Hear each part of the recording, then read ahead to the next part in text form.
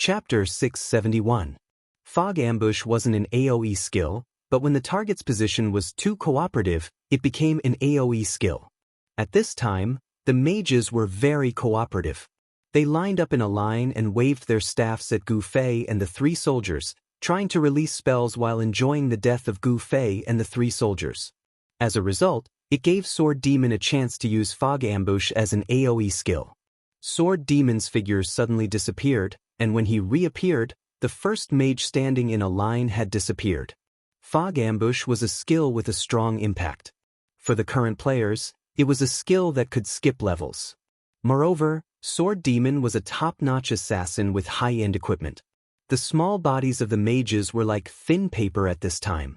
The Black Sword Demon was like a bamboo stick, and the mages were the pitiful candied haws that were pierced by one stick. White lights bloomed one after another, one after another. The power of the Misty Ambush gradually decreased as the mages were insta-killed one after the other.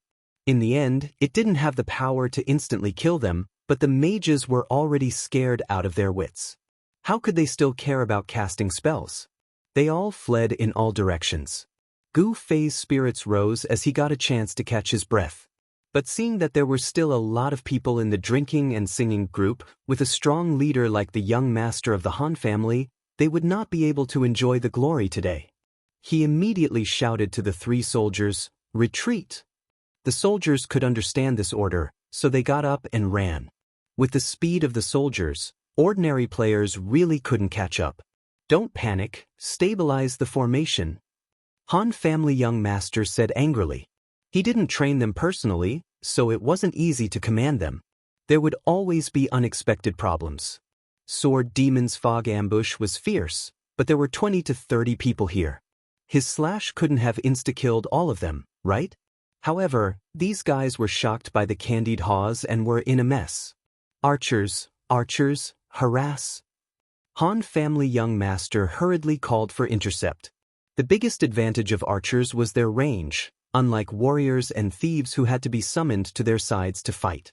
When the archers heard the order, they immediately raised their hands and fired.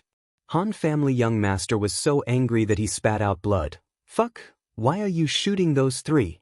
Those three are NPCs, shoot those two." When the archers saw the three little soldiers running at the front, they all shot their arrows at them. However, the NPCs were masters of death. If the arrows came, then so be it. They would still run. It was possible to kill them, but they could forget about harassing them. Who would care about them? Ice tornado, yelled the Han family young master. The strongest team in this drinking and singing duo was still their magician team. However, the soldier had already run a distance away. Even if they used Ice Whirlwind, they would not be able to catch up. Everyone could only turn their attention to the much slower Gu Fei and Sword Demon. "I'll fight it out with you." Gu Fei suddenly roared and jumped back to attack. This stunned the Han family young master. Although he had always looked down on Gu Fei for being a martial artist, he knew that this guy was not a brainless, hot-blooded and impulsive type. However, his current actions were too irrational. It was just an NPC soldier. If he died, so be it. What was the big deal? Could it be that he had spent a lot of gold coins to buy it? The Han family young master was puzzled, but he did not dare to be negligent. He hurriedly ordered the players to surround the two of them. In this chaotic battle, Gu Fei had not displayed his strength. On the other hand, the Sword Demon had captured the king and killed the candied haws. This made the drinking and singing players very afraid. They actually avoided him and went to bully Gu Fei. The Sword Demon was excited. Since fighting side by side with Gu Fei, when had such a scene ever happened? Most enemies would hide from Qianli. Once he got drunk, these all-powerful experts would eat melons in front of them. Today, they had finally made a comeback. At this time, the drinking and singing players could be considered to have become a group. The team of close to 100 people began to display the power of a group. Although Gu Fei and the Sword Demon were experts, they could not handle so many people. After clashing left and right for a while, the encirclement became tighter and tighter. "No more mana?" When they brushed past each other, the Sword Demon asked Gu Fei. At this time, Gu Fei was playing with his sword in the air. He did not use the powerful dual flame flash several times. I still have some left. I'm waiting for an opportunity. Gu Fei said. What opportunity? The sword demon asked. Can you still kill your way out? Gu Fei asked. The sword demon laughed. I'm waiting for the cooldown. Can you hold on? If it was before, it would be difficult. But now, I think it's about the same. The sword demon said. This period of devil training was not a waste of time.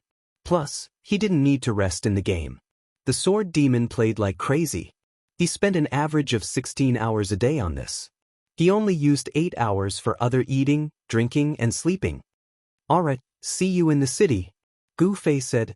The sword demon naturally did not doubt Gu Fei's strength. He felt that it wouldn't be a problem for him to kill his way out of this encirclement. If it wasn't for the Han family young master's command, he would have already left.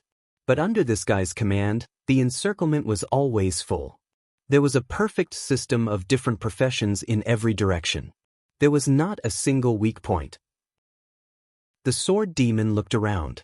He could see that the Han family young master's formation was almost complete. This guy was pursuing a one-hit kill this time. He was determined not to give the two of them a chance to escape.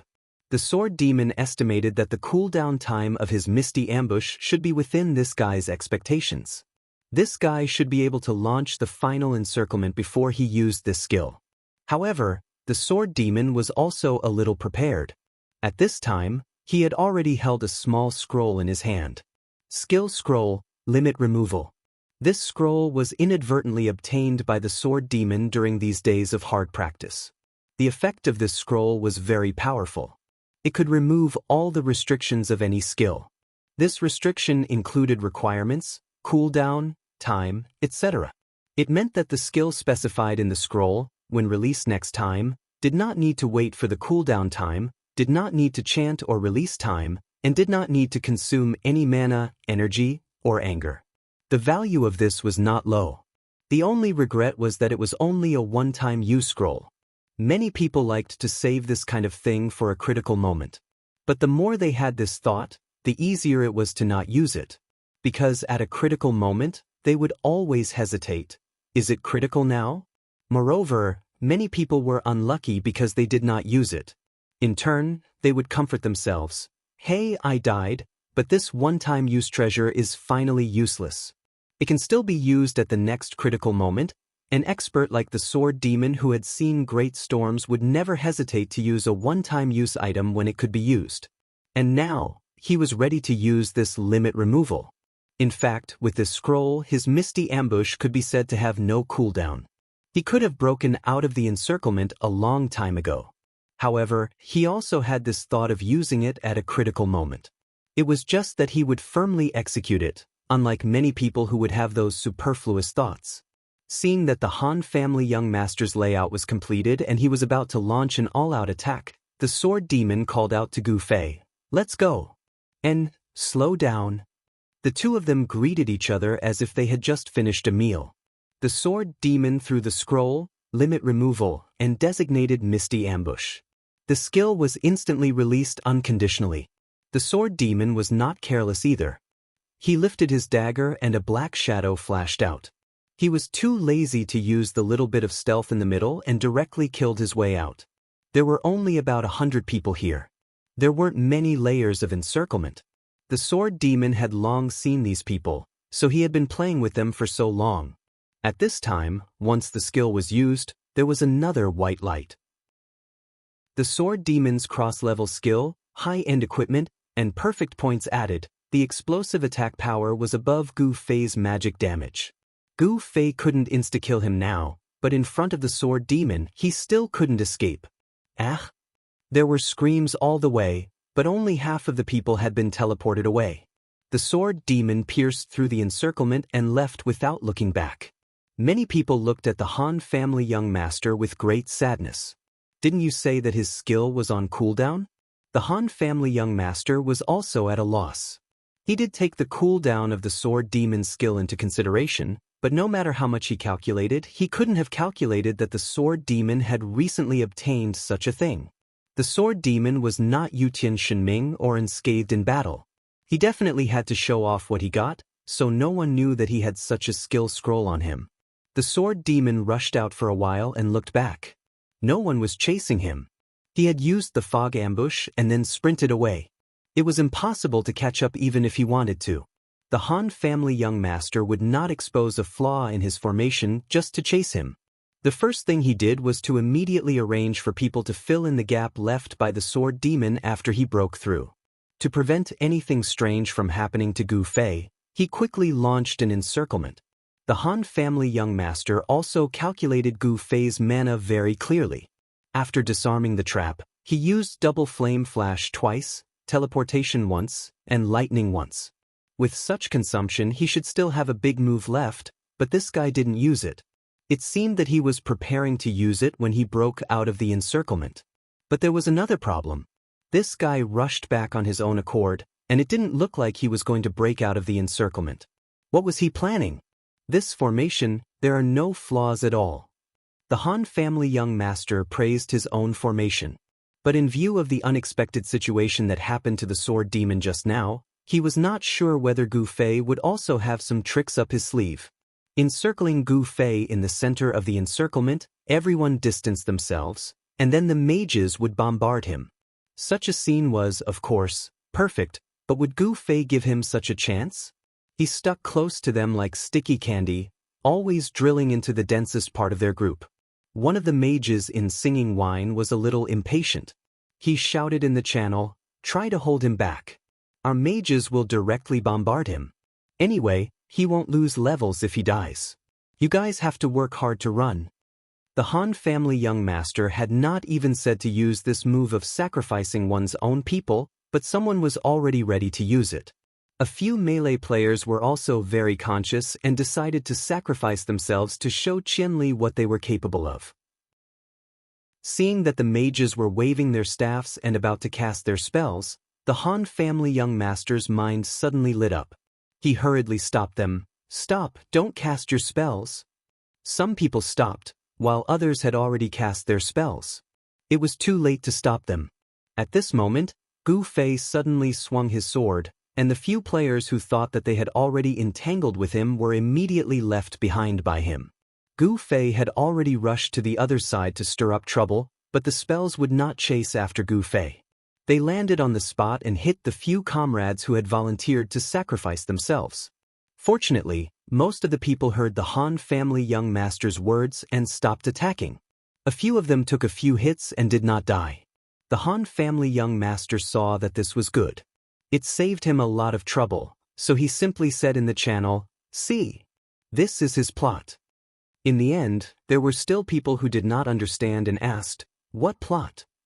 He guessed that we would use this method to deal with him.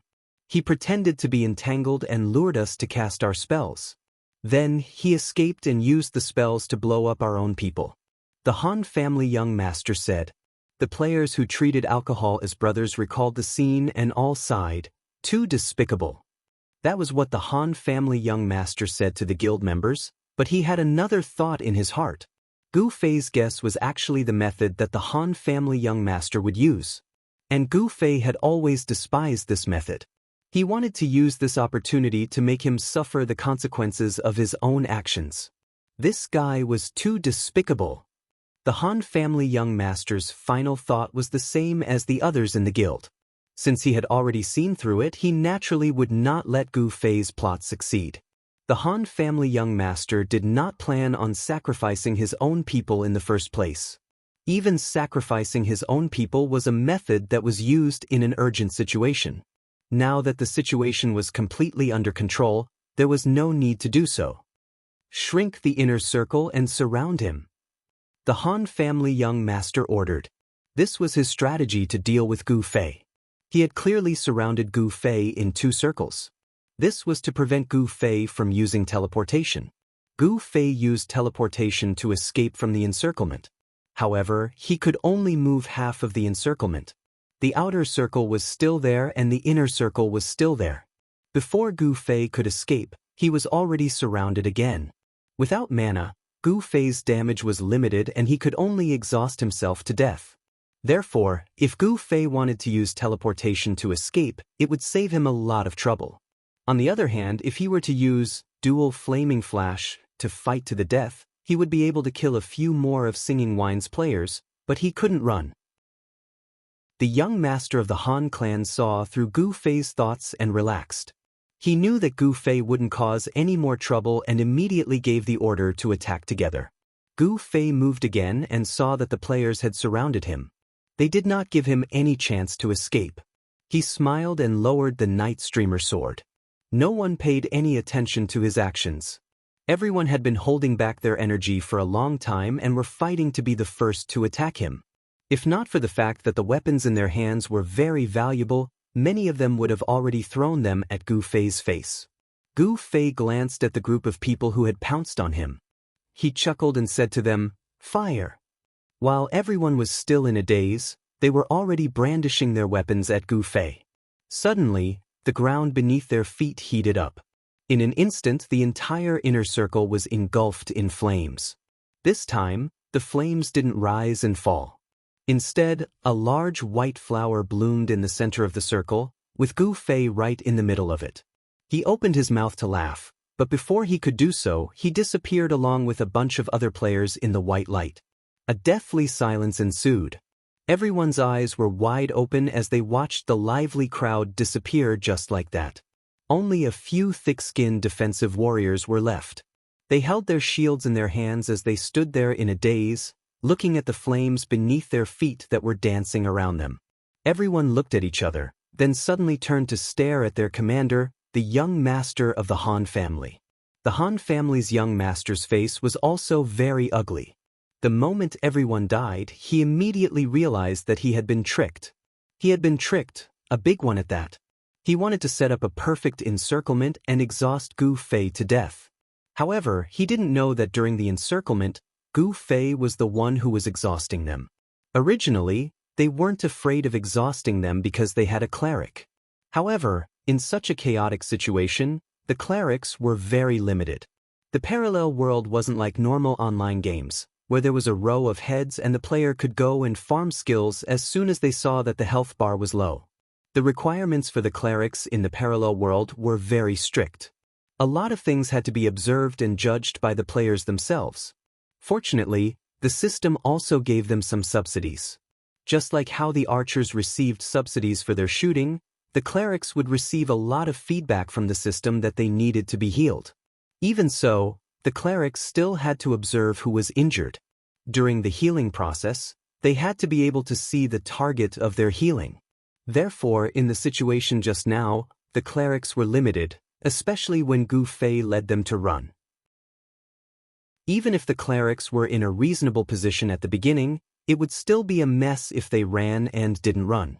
Gu Fei took advantage of this and ran around, doing as much damage as he could to one player after another, lowering their health bar. Since his health hadn't reached the warning line, the players didn't care too much about it. In the end, Gu Fei brought him to the center and used 1,000 layers flames. If it wasn't for this, Gu Fei wouldn't have been able to kill them so cleanly with an area of effect spell. However, at this moment, apart from a few heavy-armored warriors with high HP, no one was left alive. This spell killed at least 30 people. Seeing everyone's gazes directed at him, the Han family young master smiled disdainfully. He sniffed and said, "He died quickly." In the city, Gu Fei was resurrected in the Mage Academy. He was in a good mood. If he could send a message to the Han family's young master right now, that would be a great thing. Unfortunately, nothing was perfect. Gu Fei sent a message to the Sword Demon, "You're not back yet? I'm already here." "You're shameless." The Sword Demon broke free and watched from afar as Gu Fei prepared to escape. In the end, he also saw the scene of Gu Fei setting himself on fire. That guy likes to drag people down with him, so I can only satisfy him. Gu Fei said, "But what about your mission? I think it's too difficult for us to complete the mission from singing to wine with our little strength." The Sword Demon said, "That's right. It seems like singing to wine takes this mission very seriously. There should be more than 100 people, right? More or less. Let's think of another way. Where are the soldiers?" Gu Fei finally cared about his soldiers. They entered the city by themselves. What order did you give them? The sword demon saw Gu Fei order the soldiers to retreat and muttered a few words to them. I told them to wait at the city gate. Oh, then we'll meet at the city gate. The sword demon replied. Chapter 672. Gu Fei and sword demon met under the city gate, but there was no sign of the three soldiers. Gu Fei looked around and still couldn't find them. Where are the soldiers? Gu Fei was puzzled. Did you say the wrong city gate? How could that be? I'm not Yutian. Sword demon accompanied Gu Fei and walked around again, but there was no trace of them. He recalled, when I came back, I didn't see the three of them on the road. Where did they go? Gu Fei scratched his head and opened the mission panel to see if there was any hint. As a result, he was stunned. My mission failed. Failed? Sword demon suddenly realized, no wonder the soldiers are gone. Mission failure was also a form of mission ending. Of course, the soldiers couldn't always follow Gu Fei. How did it fail? Can't I? Gu Fei said. Maybe, look at the mission description. Sword demon said that under normal circumstances, the mission would not fail because of the player's death. It would be stated in the mission description. It didn't say. Gu Fei looked at the description in the mission panel. Is it a special setting for the mission during the city war? Sword demon said. That's possible.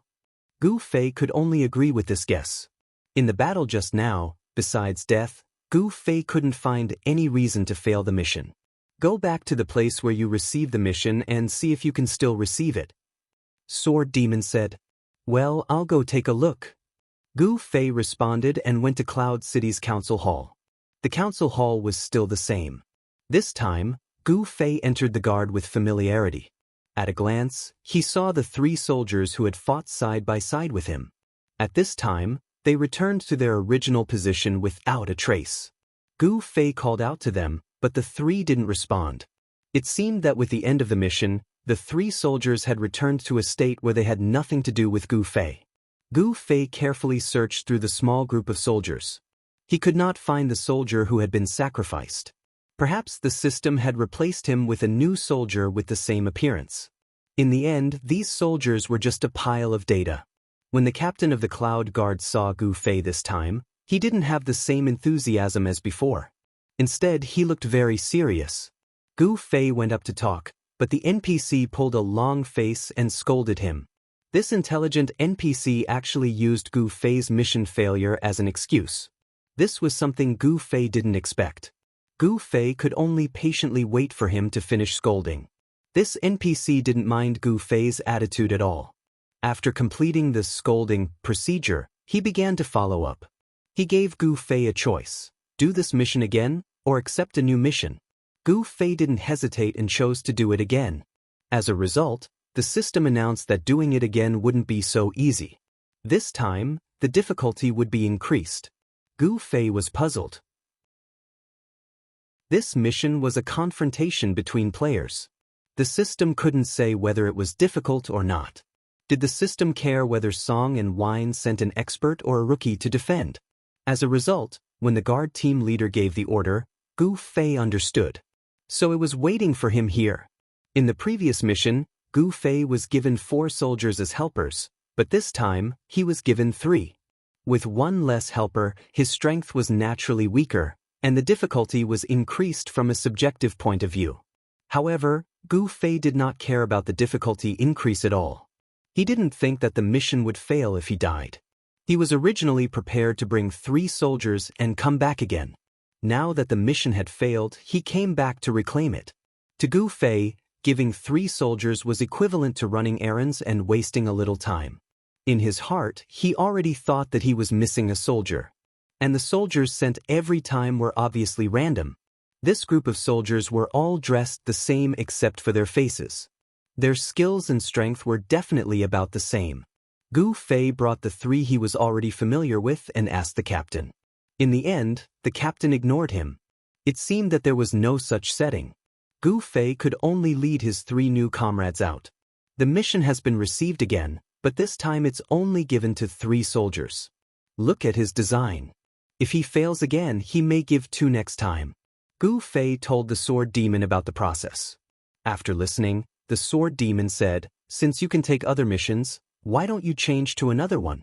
This mission, our strength is a bit weak, it's not easy to complete." Gu Fei heard that what the sword demon said was true. Just now, although Song and Wine's 30 people were killed, they couldn't ignore the defense there. When Gu Fei went again, the people would definitely gather again. If it was only for the mission, it was really better to change to another one. Maybe he could get a simple one. Moreover, when Gu Fei scanned the quest description again, he discovered that the increased difficulty was not only 1 less soldier. This quest originally had a time limit. Now that he had accepted the quest again, the timer did not start anew. Instead, it extended the time that had just passed. Gu Fei looked at his watch. Even the blank time after he failed the mission had been included in the calculation. Previously, he had used up an hour. Now he only had 1 hour. If he failed this time, even if he was given a 3rd chance from the way the time was calculated, there was no possibility of completing it. "But I have an idea," the sword demon said again. "What?" Gu Fei asked hurriedly. "If the player dies, the mission will be declared a failure. If we use this setting, as long as we kill the player who received this mission to Song and Wine, we can destroy their mission. This way, your mission will be considered a success." The sword demon said. "Makes sense." Gu Fei nodded. "But where can I find out?" Right now, not to mention all the players over there, even if they could, Song and Wine would have already released the news. Qianli Drunk and the sword demon were enemies, leading NPCs to fight against the players. This news had indeed been spread to all the guilds that Song and Wine cooperated with. Although everyone wanted to know more, the guild leader of Song and Wine only insisted that they were attacked by Qianli Drunk and the sword demon. They knew that these two weren't on the same side as the players who were attacking the city. Other than that, they didn't know anything else. This mission was accidentally received by a normal member of Song and Wine. They accidentally found an NPC called Gilkino, who was said to be a famous civil engineer. He was one of the designers and builders of Cloud City. Through the information dug out from him, they could find a way to break through the Cloud City. Countercurrent realized that this mission would greatly affect the outcome of the final city war. There would definitely be a lot of points, so he carefully carried it out. This was because he knew very well that due to the setting of this parallel world, there were many things that directly or secretly sabotaged each other when competing in this game. No damage immunity. It was because of this setting that Countercurrent didn't dare to leak this news. Otherwise, the opponents who were competing for points would definitely think of this idea. If they couldn't snatch the mission and couldn't get any benefits, they would try to sabotage it. After defeating Gu Fei and the Sword Demon, Countercurrent simply handed over the command of this side to the Han family young master. The Han family young master was indeed the two guys' friend, but during the battle just now, he didn't go easy on them at all and gave reasonable commands. Although Song and Wine had sacrificed a lot, they didn't fail the mission after all. The Han family young master's commanding ability was outstanding, and he knew these two very well. Countercurrent felt that he was the most suitable candidate. Even if these two didn't come and they encountered harassment from other guilds, Countercurrent felt that it was safe to leave it to the Han family young master. Countercurrent didn't say much about fighting Qianli's Drunk and the Sword Demon. He was afraid that the other guilds would notice that they were secretly carrying out this mission. However, he could hide it from others, but he couldn't hide it from Unsworn Sword, who had long suspected that he was up to something. Since Qianli's Drunk and the Sword Demon were enemies, why did they choose to fight against Song and Wine? Was this really a coincidence? Unsworn Sword's guess was quite astute. He hurriedly told his guess to Reflection of Time, who had been paying attention to Song and Wine's Drunk. Reflection of Time and his men had been searching around the west gate for a long time like a blind cat looking for a dead mouse. Under his intentional search, they actually found the depression that Song and Wine's Drunk were guarding. Song and Wine's Drunk had gathered over 100 players there. Reigning over the four seas and Song and Wine's Drunk were all old friends. Reflection of Time looked around and saw that there were quite a lot of experts in the other side, especially when he saw the Han family young master drinking at the edge of the depression. This made him panic. Unsworn, I found it. Reflection of Time wasn't in a hurry to go over. At this time, he led a few people to a small forest nearby and looked around suspiciously. Oh, what's the situation? Unsworn Sword hurriedly asked. I don't know the specifics, but Song and Wine's drunk has quite a lot of experts here. Moreover, I can see traces of a battle. It's very likely where Qianli's drunk and the sword demon came. Right? The Han family young master is also here. Reflection of Time said. The Han family young master is also here? Unsworn Sword was shocked when he heard this. Qianli's drunk and the sword demon. Are they trying to set a trap for us? Reflection of Time was startled when he heard this. The news that Qianli's drunk and the sword demon were enemies was released by Against the Current, but there was no evidence at all. Every guild had asked Song and Wine about it. After all, every player had their own circle of friends, and they might know a few friends from other guilds. However, after asking, no one got any information. No, it should be said that only Reigning Over the Four Seas didn't get any information. Even if the other guilds did get any information, they wouldn't share it with others, so everyone said that they didn't know. Reflection of Time pondered. Why don't you keep an eye on them? If Qianli's drunk and the sword demon come again, then this seems to be true. We'll take our time to think about it. Unsworn Sword's guild chain quest this time. Although he had completed the quest, he had been cheated from the start. After careful consideration, he had suffered quite a bit along the way. In the end, it was thanks to the help of the child elite group that he had completed the quest, but at the same time, he had also seen their methods. Unsworn Sword had originally thought that Reflection of Time was quite resourceful, but now he understood what it meant by there would always be a higher mountain. He was afraid. Once he had anything to do with the child elite group, he would want to be on guard from the bottom of his heart. It's not a big deal for us to wait, but think about it, Song and Wine is a quest. If we wait once they complete the quest, I can see that the importance of this quest isn't low. We won't be able to find a quest that can compete with them, so we'll fall behind from the start. After that, we'll compete in killing enemies to earn points? Although our guild is strong, don't forget that mages are the strongest at Song and Wine. If we're purely farming monsters, we might not be able to compete with them. Reflection of Time said. Then what do you think we should do? Unsworn Sword said. Let's get someone else to do our dirty work. I'll just keep an eye on them, and you can leak this matter to the other guilds. Reflection of Time said. Good idea. Unsworn Sword's spirit rose. Who should we leak it to? Unchung Mutsu? That guy has been suspicious of Against the Current for a long time. He even told me about it before. Then we can't look for him. Reflection of Time hurriedly said, since this guy has already realized it, he's quite smart. Who knows what he's up to in the dark? We might not be able to hide it from him, and even if he's willing to help us, he'll definitely drag us down with him. We can't look for him. Then who else can we look for? Black Index Finger? I suspect this guy is colluding with Against the Current. We can't rely on him. Xiaosang? Then, who else can we look for? Speaking of Gu Xiaosang, Unsworn Sword did not even give a reason. Was there even a need for a reason? Unsworn Sword could not bear to let Gu Xiaosang be the spear, and he was even more afraid of offending Gu Xiaosang. Reflection of Time sighed. In his heart, Gu Xiaosang was a pretty good candidate, but why did it have to be a girl, and Unsworn Sword even took a liking to her?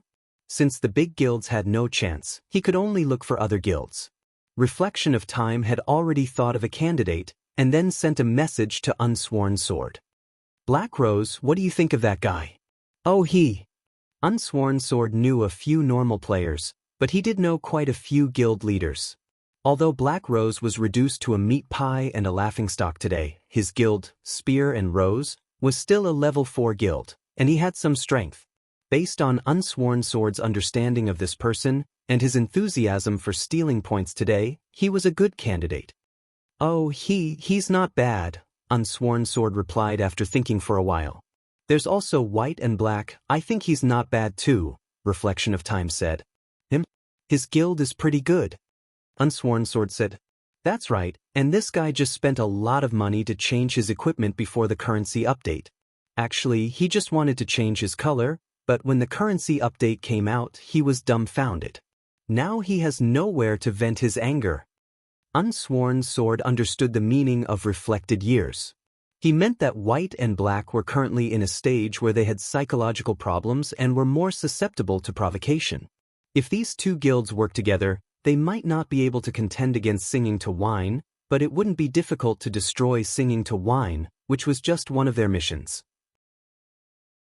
Even if there was a trap, the Four Seas Invincible Alliance could just watch quietly and reap the benefits. Chapter 673. Let's do that. Keep watching, I'll contact them. After Unsworn Sword made his decision, he immediately started looking for Black Rose and White and Black. Unsworn Sword recognized both of them, but they were not friends, so he did not add them to the list. At this time, all the guild leaders were gathered in this area. Unsworn Sword walked around aimlessly for 2 rounds and finally saw Black Rose in a corner. This guy's face was gloomy, but the few guys around him who were obviously his good friends were laughing heartily. It was obvious that they were making fun of his play today. Unsworn Sword pretended to pass by, and when those guys burst into laughter again, he looked back in surprise and smiled at them. "What are you so happy about?" "It's guild leader Unsworn." Everyone laughed. There were quite a lot of people who knew Unsworn Sword. Black Rose was obviously very unwilling to continue being ridiculed here and desperately wanted to change the topic. When she saw Unsworn Sword, she took the initiative to approach him. "Guild leader Unsworn, when do we start attacking this city?" This was the time when medium-sized guilds like them were the most lonely. The big guilds were in charge of everyone's activities, and the small guilds were in charge of communicating with Black Rose. As a result, medium-sized guilds like them who were stuck in the middle felt a little idle. Unsworn Sword saw that Black Rose took the bait and was very happy. He chuckled and joined their chat circle in an extremely friendly manner. A few minutes later, Black Rose swept away the disappointment of being smashed into a meat patty by the boulder and waved his hand to take out his spear. He pointed his bulging arm towards the sky. "Brothers, there's something to do. Be careful." The Sword of No Oath reminded him kindly from the side. He was overjoyed. The people chosen by reflected years were very suitable. Just a few words were enough to incite them. This Black Rose was probably thinking of that embarrassing scene when he was lonely and was eager to find something to distract himself and everyone's attention. "Call people, let's go." Black Rose led a few of his brothers, gathered the guild's people, and set off. Unsworn Sword did not stay idle. He turned around to find White and Black. White and Black were relatively easy to find because this person's attire was really very distinct. Moreover, White and Black were different from Black Rose. His level 5 guild was considered to be quite strong, and in front of the level 6 guild leader, Unsworn Sword, he could still speak with his back straight. Unsworn Sword had been the guild leader for a long time, so he had some skill in negotiating. His conversation with White and Black was mainly about how they did not know where to get points in this city war. Then, he pretended to casually try to figure out that Singing to Wine seemed to have found some important mission and had a conflict with Qianli and Drunken Sword Demon. Then, he heard from a friend that Singing to Wine had gathered more than 100 experts somewhere at the West Gate, and he did not know what they were doing. I don't understand. Unsworn Sword ended the conversation with a blank look on his face. He then looked at White and Black, who seemed to be deep in thought. Unsworn Sword felt that it was about time, so he said goodbye to him and silently left the Black-White Alliance's encampment. He found an inconspicuous place to secretly observe their actions. In his conversation with the 2 guild leaders, there were 2 details that Unsworn Sword would carefully reveal. First, against the current head experts there, but there were only about 100 of them. Spear and Rose and Black-White Alliance were guilds with more than 500 and 700 people respectively. Unsworn Sword believed that they would be confident in dealing with more than 100 people at against the current. Another point was that Unsworn Sword's bait was not for the 2 guilds to sabotage Singing to Wine's mission, but to snatch it. This was because he was very clear that these 2 guilds would not treat Singing to Wine as a direct competitor. After all, the difference in strength was obvious. Therefore, they would not be interested in sabotaging Singing to Wine's mission. Only snatching the mission, which could directly benefit them, would be accepted by them. Unsworn Sword saw these 2 points and easily convinced the 2 guilds. Black Rose had already led her people away, and after a moment of silence, White and Black pulled a few of his brothers beside him and muttered for a while, then got up and quietly left the encampment. It's done. Unsworn Sword sent a message to Reflection of Years. Deploy a few of our people over as well. We don't want our people to not be around when we need them. Reflection of Years replied. Okay. Unsworn Sword nodded and immediately selected elite and reliable members from the guild to reinforce the Singing to Wine's mission at the West Gate. In Cloud City, Gu Fei and Sword Demon led 3 small soldiers and set off again. Using the same method as the last time, they passed through the battlefield where the players and the city guards were fighting. The 3 NPCs began to observe their surroundings to see if there were any places they could move in secret. The 2 of them coincidentally found a small forest not far away. It was not far from the Singing to Wine quest pit.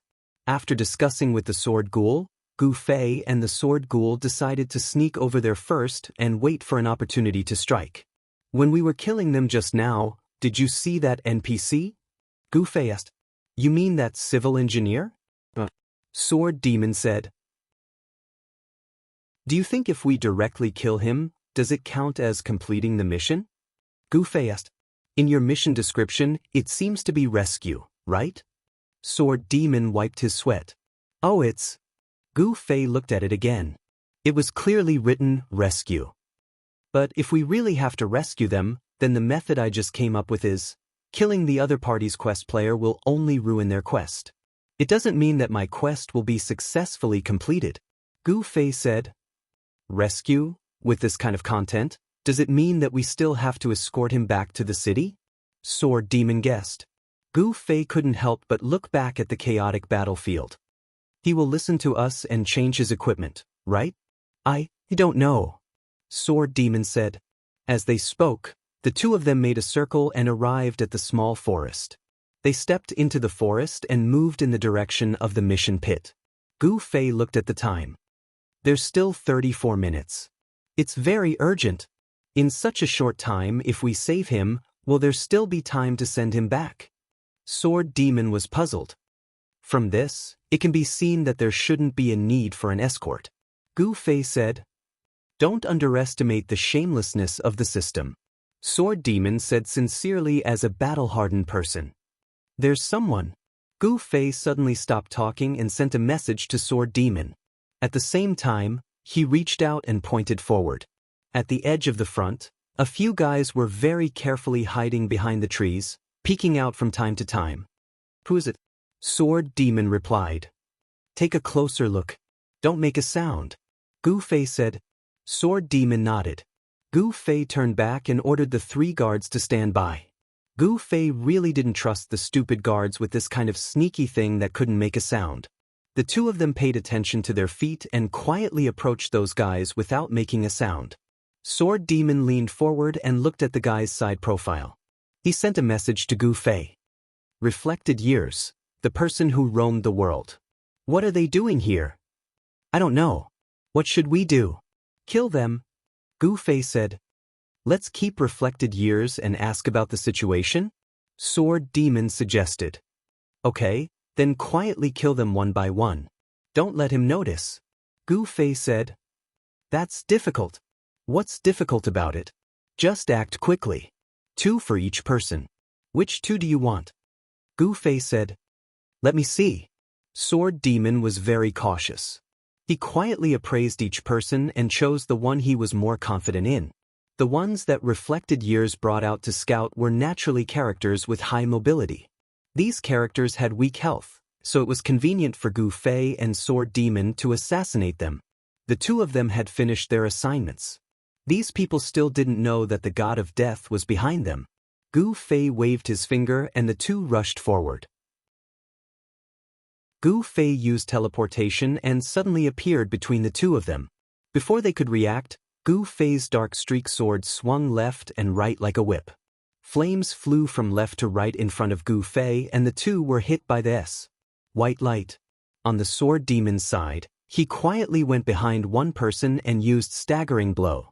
Following that, he used fog ambush to kill another person. He rushed back and used backstab. With another slash, he used staggering blow. At this time, Gu Fei had already walked behind the only living Reflected Years and patted his shoulder. "What is it?" Reflected Years didn't even turn his head. "What are you busy with?" Gu Fei asked. "Nonsense," Reflected Years said as he turned his head, but his gaze wasn't on Gu Fei. An experienced player could tell that he was paying attention to the message he had just received. The message said, "We're dead." Reflected Years came back to his senses and looked in front of him. It was Gu Fei. Reflected Years stammered for a while and didn't know what to say. On the other hand, Gu Fei was gentle and didn't make things difficult for him. He continued to ask, "What are you busy with?" Reflected Years calmed himself down. Seeing that Gu Fei didn't seem to have any intention of sending him to heaven, he asked, "What are you busy with?" "Quest." Gu Fei said. "What quest?" Reflected Years asked. "How can I tell you?" Gu Fei said. Sword Demon looked out from Reflected Years' point of view and realized something.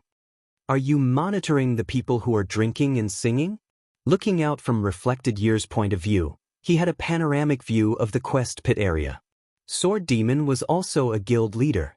Even if he didn't care about it, it didn't mean he didn't understand the open and secret struggles between guilds.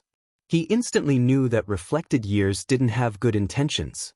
In a sense, his goal was the same as Gu Fei and Sword Demon.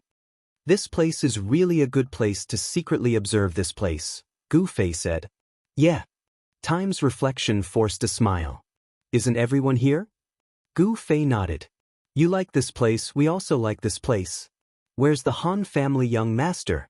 Didn't that guy notice that there's actually such a place next to this place?" "Not good." Sword Demon saw that a mage suddenly appeared in the quest pit and raised his staff. Chapter 674. Dodge. Gu Fei yelled and retreated. Time Reflected wasn't much slower than the two of them. He was a full agility archer, so if he didn't have to worry about his equipment, his movement speed was even higher than Gu Fei and Sword Ghouls. Moreover, he was quite adept at dodging Mage's attacks.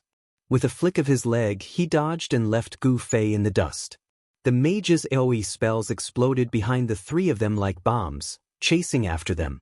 A large number of mages jumped out of the quest pit and chased after them while casting spells into the forest, regardless of where their targets were. The Han family young master regretted that the forest was still a bit far from the pit. If it was any closer, he would have directly used a magic circle to kill these guys on the spot. How could this be? An ambush? But we've been lying here for a long time. Why did they only make a move now? The reflection of time didn't understand. Gu Fei thought for a moment and said, "Maybe they were waiting for us." The reflection of time ran while tears streamed down his face. Why didn't they make a move? Because they didn't see him as an opponent at all.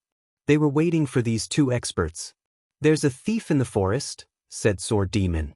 The reflection of time looked at Gu Fei and said, "Don't you know anti-stealth? Why didn't you notice?" "That's within a certain range," said Gu Fei. The young master of the Han family knew Gu Fei too well. He more or less knew the range of Gu Fei's anti-stealth ability. He must have instructed the stealth thief on how to avoid detection. If that's the case, they've already noticed us as soon as we came over. The reflection of time muttered. "Of course. What are you guys trying to do?" asked Gu Fei. "Not good." The reflection of time shouted. He ignored Gu Fei and Sword Demon and hurriedly sent a message to Unsworn Sword. Since the enemy already knew that Unhindered was lying in ambush nearby, it wouldn't be difficult for them to guess their ill intentions. They were probably prepared for any kind of attack, and no matter what they did, they would be walking right into the tiger's den. Unsworn Sword received the message, but he could only sigh helplessly. It's too late. Those two forces have already gone over. Our people told them not to move for now, Years of Reflection said. Of course. How are you? Run for your life.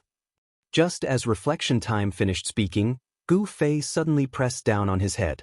A sniper bullet grazed past his scalp. Still in shock, Reflection Time hurriedly said to Gu Fei, "Thank you." Gu Fei was at a loss. "This is a conditioned reflex. Why would I save you?" Reflection Time was very depressed, but he also realized that Qianli Drunk and Sword Demon were very likely to be a sharp weapon against drunken singing. He immediately sorted out his emotions and said, "Don't say that. Actually, we're on the same side now." However, Gu Fei wasn't listening to him.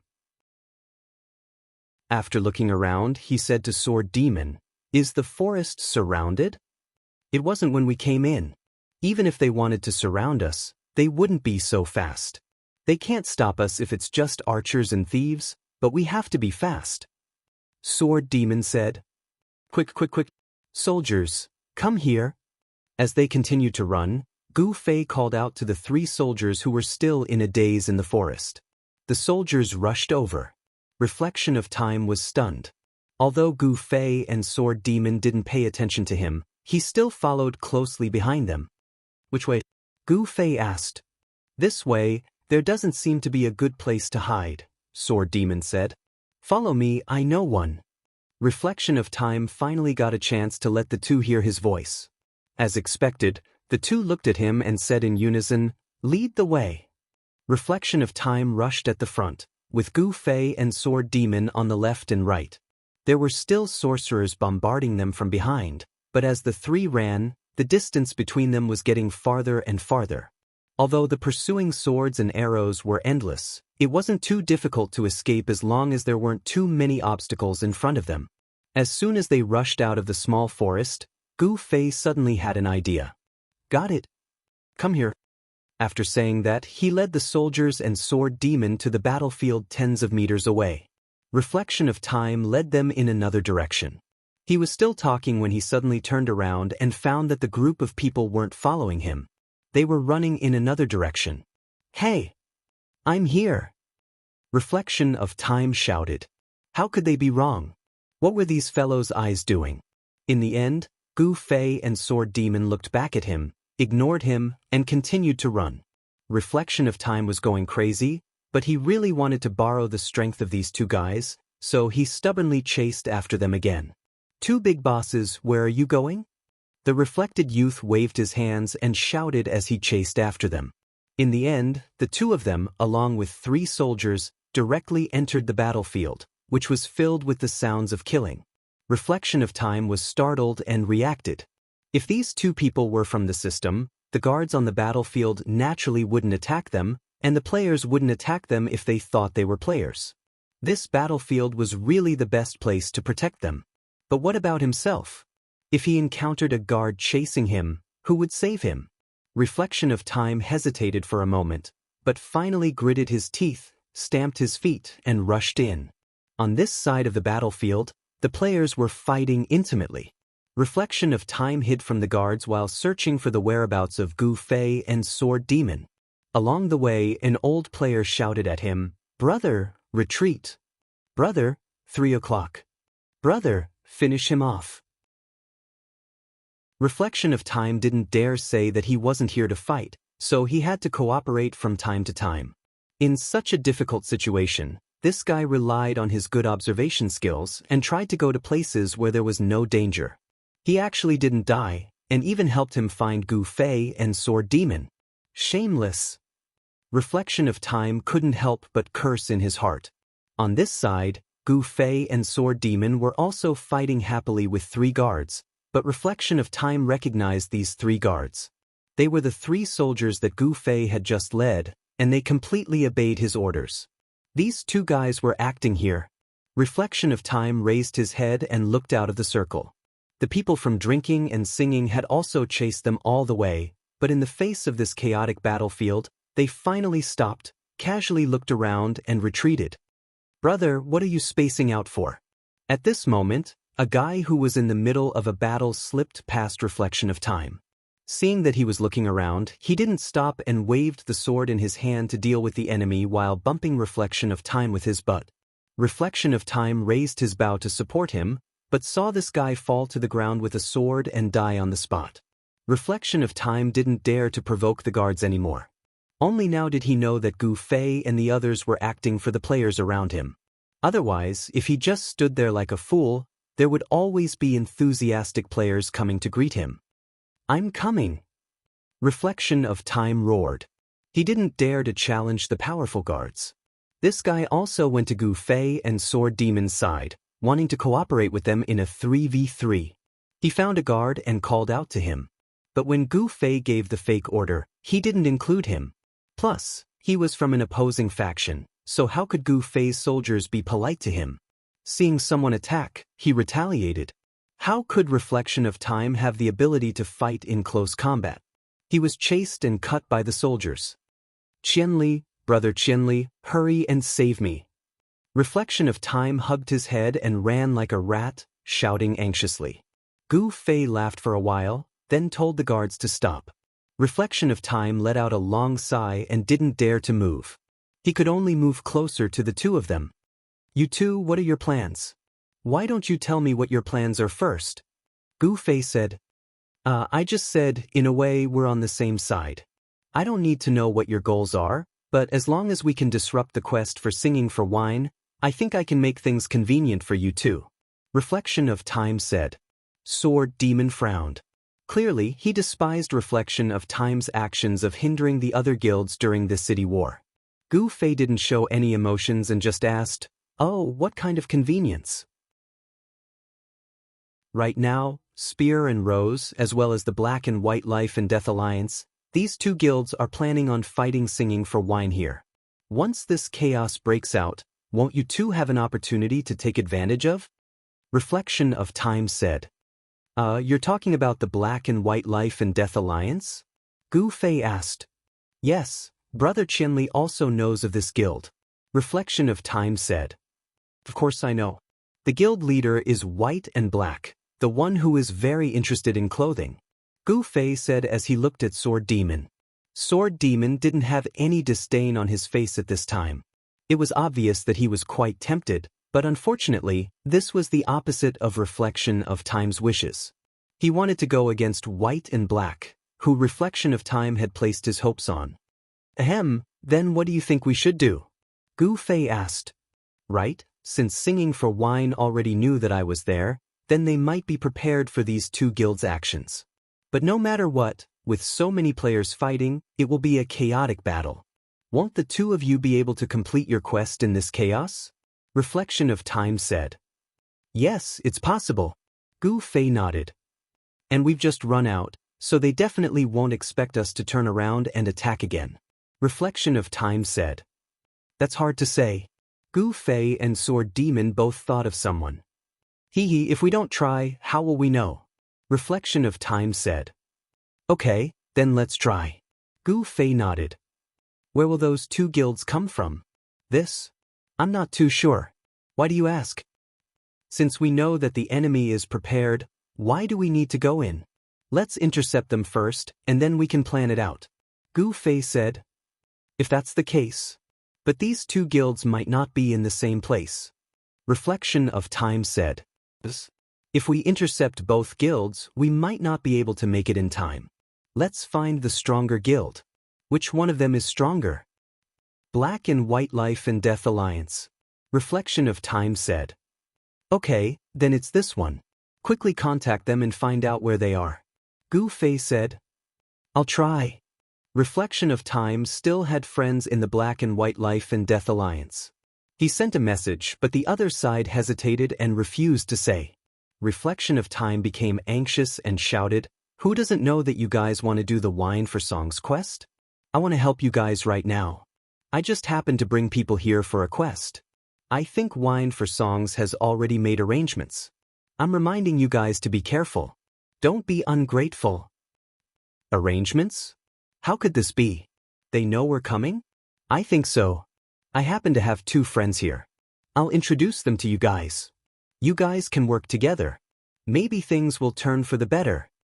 Friends? Two people? What's the use of that? The other side was somewhat disdainful. What do you know? Do you know who these two people are? Reflection of Time said contemptuously. He found that this kind of feeling was very good. It turned out that standing next to an expert would make his image very tall. His friend's reaction wasn't slow. He immediately realized, it can't be Qianli drunk and sword demon, right? It's those two.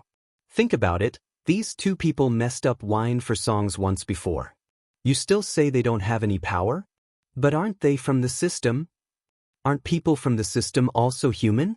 Since everyone has the same goal, why can't we talk about cooperation? Okay, I'll tell the president. We're at XXX. Come over quickly. But reflection of time let out a long breath. They're at XXX. They're telling us to go over quickly. Go! Hurry up. Gu Fei looked at the time. His quest now had 20 minutes left. At the same time, he sent a message to Sword Demon. Here's your chance. Sword Demon replied, too shameless. Then are you going or not? I'll be shameless for once. Sword Demon felt a little sad. There's no other way. With your profession and camp, the quest content isn't bright. You just have to get used to it. Gu Fei said. The two of them followed reflection of time. When White and Black heard the news, they were so scared that they hurriedly stopped moving forward. After all, they didn't dare to have a real head-on confrontation with Singing Wine. They originally wanted to bully the other party's lack of strength. When they heard that the other party was already prepared, they didn't dare to act rashly.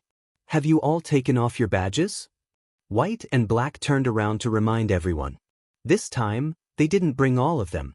They only chose trustworthy people. At the same time, they believed that they were enough to deal with Singing Wine's team of more than 100 people. A group of people took off their badges and masked their faces. They were like a bunch of bandits. Even White and Black made a sacrifice for this.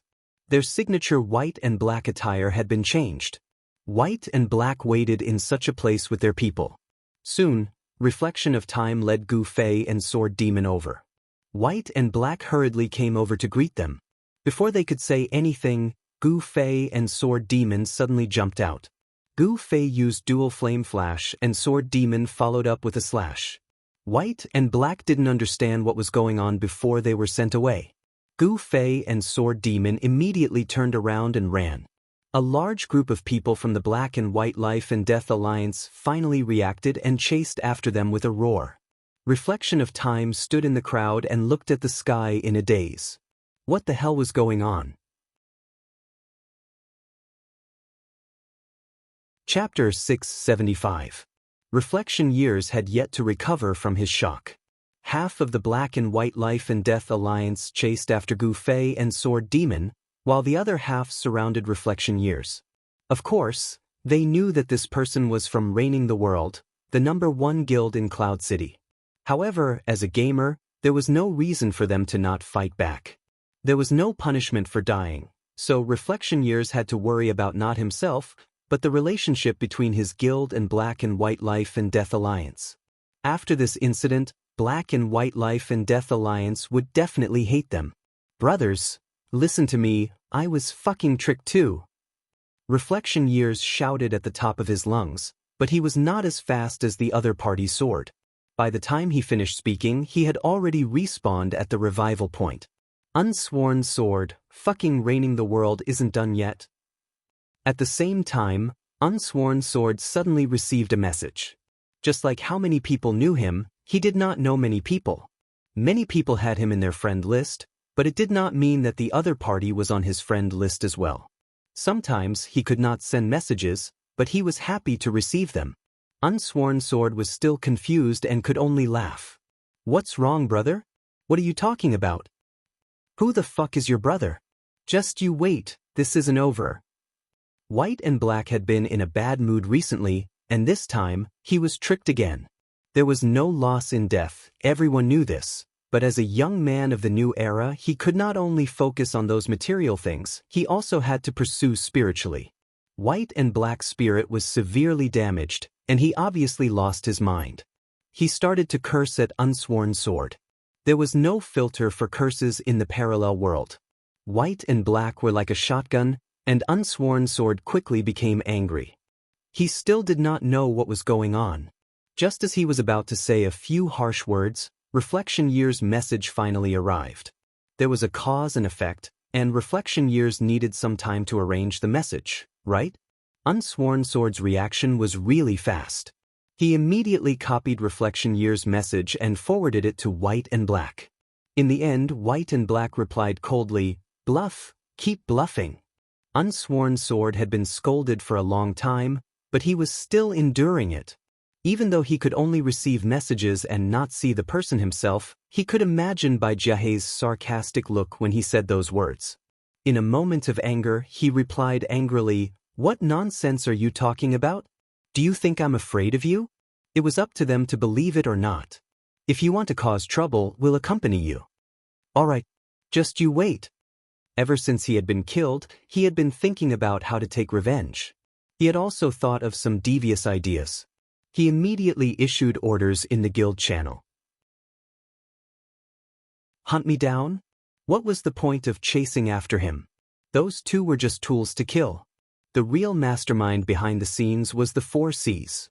Damn it, he deliberately tricked us into coming here. White and Black completely misunderstood the situation after connecting the dots. As the guild members listened to their guild leader's rage, they muttered in their hearts, "What's the point of tricking him here? Just to kill you for a bit?" That didn't seem to be the case.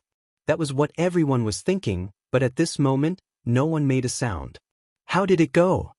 Reflection of Years was still waiting for the outcome of the negotiation with Unsworn Sword. Unsworn Sword was furious. "What else can I do? IOT. What OT? Reflection of Years was confused. "White and Black's aggro is all on me," Unsworn Sword said. At this moment, Unsworn Sword was still using the game's terminology. Reflection of Years was about to collapse. "He doesn't believe me?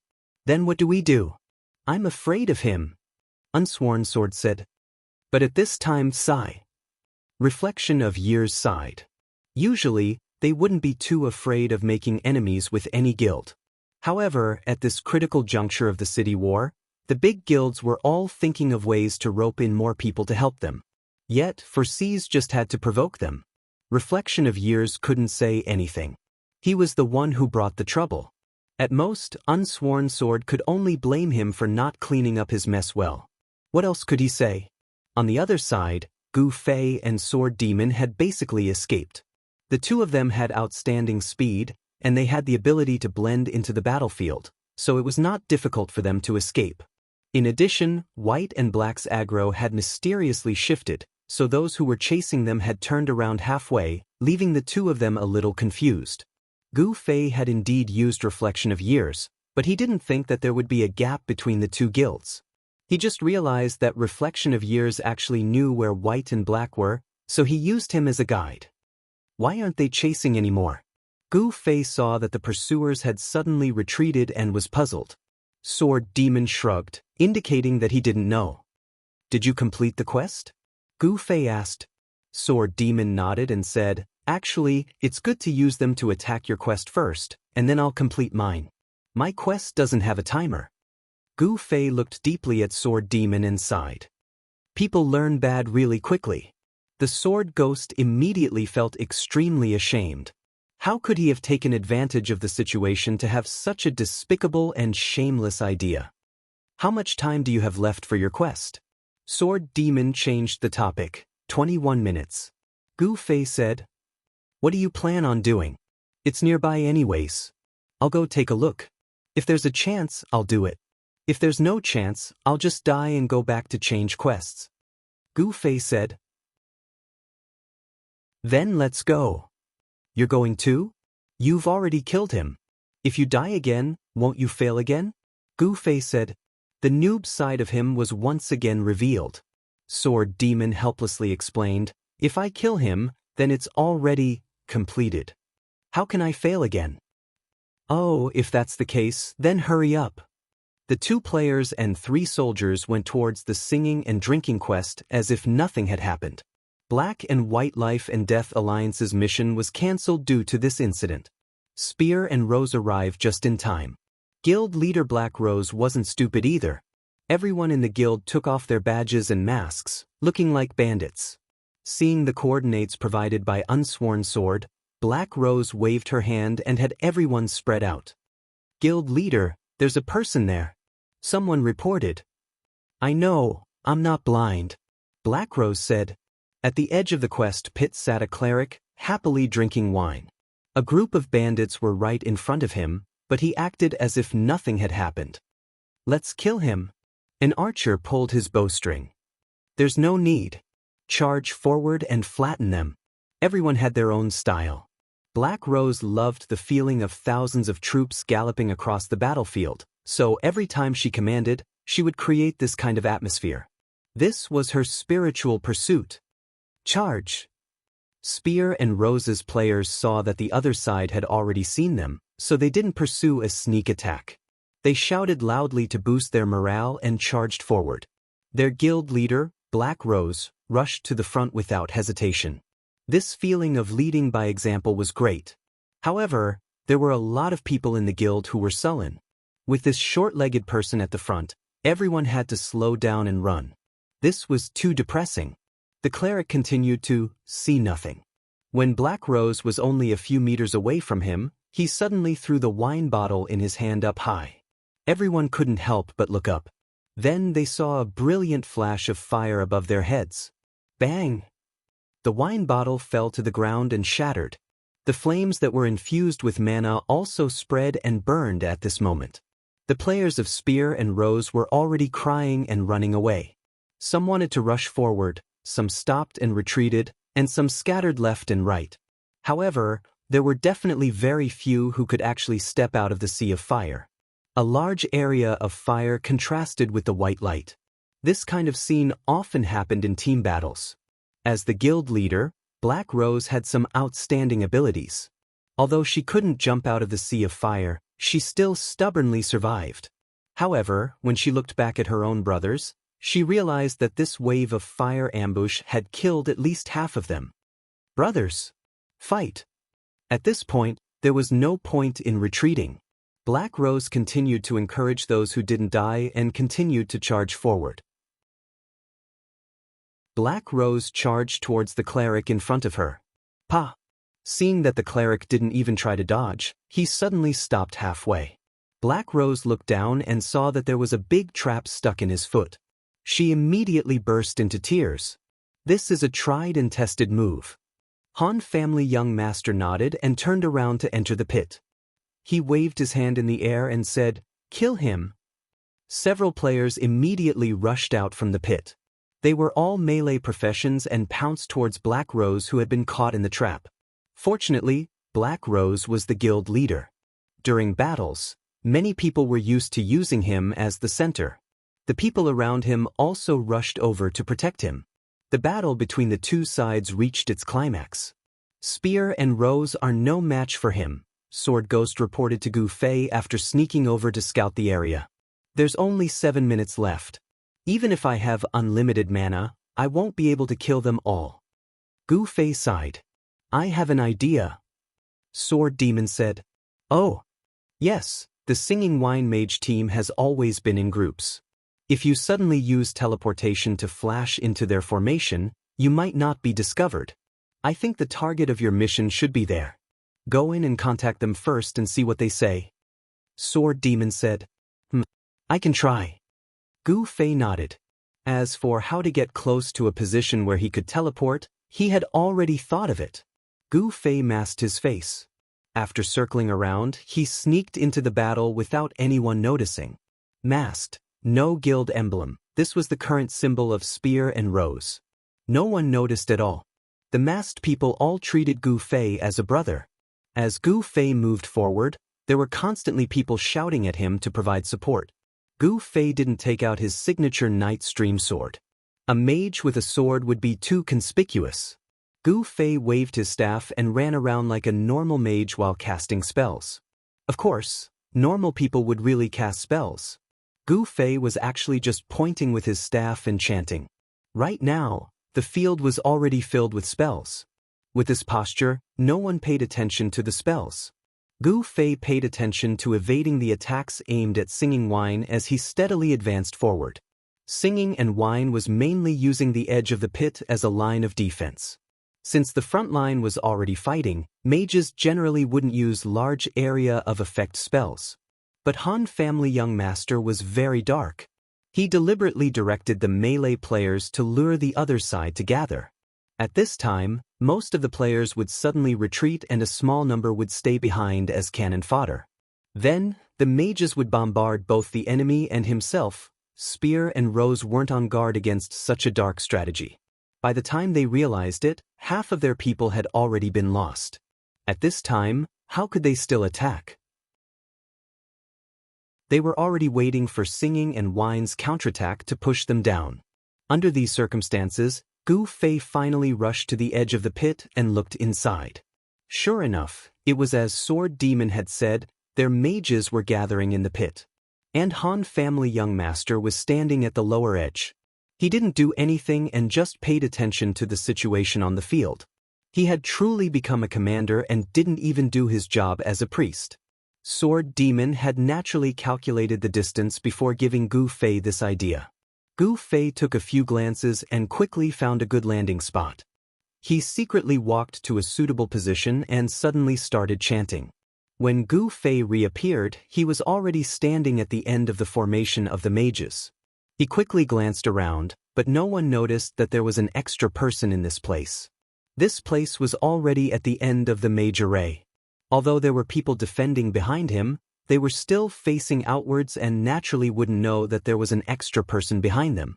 This time, he wasn't seen through, so the next step was a lot easier. Gu Fei raised his staff and crouched down as he walked through the crowd of mages. No one suspected anything. The simple tent was guarded by the mages. Gu Fei had already reached the entrance and carefully looked around. Like the other mages, he raised his staff and chanted while looking at the Han family young master's direction. Finally, with a flash, Gu Fei successfully sneaked into the tent. If there were other players here, Gu Fei would have no choice but to kill them. Fortunately, no one thought that someone would be able to sneak in so deep. Inside the tent, a guy was leaning over a table and busying himself. There was no reason he couldn't be Gilkino. He was the only one in the tent. But was this person a civil engineer? No matter how Gu Fei looked at him, he looked like a miner. "Hey, I'm here to save you." Gu Fei didn't waste any time and went straight to the task. At the same time, he saw Gilgino drawing something on the table. There were pictures and numbers, but Gu Fei couldn't understand them. Gilgino, on the other hand, raised his head to look at Gu Fei and smiled bitterly. "Too late." "How is it too late? There are still 3 minutes. Gu Fei looked at the quest interface. There were still 3 minutes before the quest ended. "Can you escort me back in 3 minutes? Gilkino asked. "Do you really have to escort me back to the city?" Gu Fei asked. "At the very least, we have to leave this place and get away from the battlefield," Gilkino said. "Can you use a teleportation scroll?" Gu Fei asked. Gilkino didn't say anything. If an NPC refused to answer a question, it usually meant that the player's thinking was too jumpy and asked a question that couldn't be thought of. Otherwise, there would always be a way for the NPC to respond. Give it a try. Gu Fei didn't feel the pinch and took out a scroll to give it a try. But then he thought about it. If Gilkino couldn't use the teleportation scroll and he flew out, wouldn't that be a waste of effort? "I won't be able to escape. Here's a report. Bring it back." Gilkino suddenly stuffed a letter into Gu Fei's hands. "This plot doesn't seem real. You can't escape because the system limited your time. Otherwise, you might have a chance. If you were a mage, you might have been able to sneak out again." Gu Fei said. Gilkino didn't say anything again. It was clear that Gu Fei's thinking was once again jumpy. Then does this quest count as a failure? Gu Fei had no choice but to regulate his thinking. It doesn't count as a failure as long as you send this report back. Gilkino said. "Send it where? Who told you to come? Where are you going to send it?" Gu Fei was helpless. What was there to say to an NPC? He looked at the quest list again and found that the contents had changed. The original rescue quest had turned into a follow-up quest. Gu Fei didn't know if this was the plot's design or if it really was because he didn't have enough time, causing the quest to change. According to the original time, there was still a minute left. Gu Fei wasn't in a hurry to leave. He wanted to see if Gilkino would come up with anything else after this 1 minute. Who would have thought that at this moment, a shadow would flash and another person would enter the tent? Of course, Gu Fei couldn't let the people outside see him enter the tent, so he stood in the corner and didn't notice anyone approaching. But as soon as this person entered the tent, he noticed that someone was beside him and turned his head. How could Gu Fei give him the chance to call out? He flew over and killed the person with a dual flame flash. At this moment he didn't dare wait another minute. If this person died, he would immediately notify the guild that someone had sneaked into the tent. If that happened, it would be very troublesome for him to escape. Gu Fei couldn't die this time. He had a quest on him, and it was a follow-up quest. If this person died, the quest would fail. Would he receive another one? It wasn't easy to sneak into Gilkino's tent once. It wasn't like he could casually enter and exit a free market. Gu Fei flashed to the entrance of the tent and used teleportation to fly back to that angle. At the same time, there was a commotion in the group of drinking and singing players.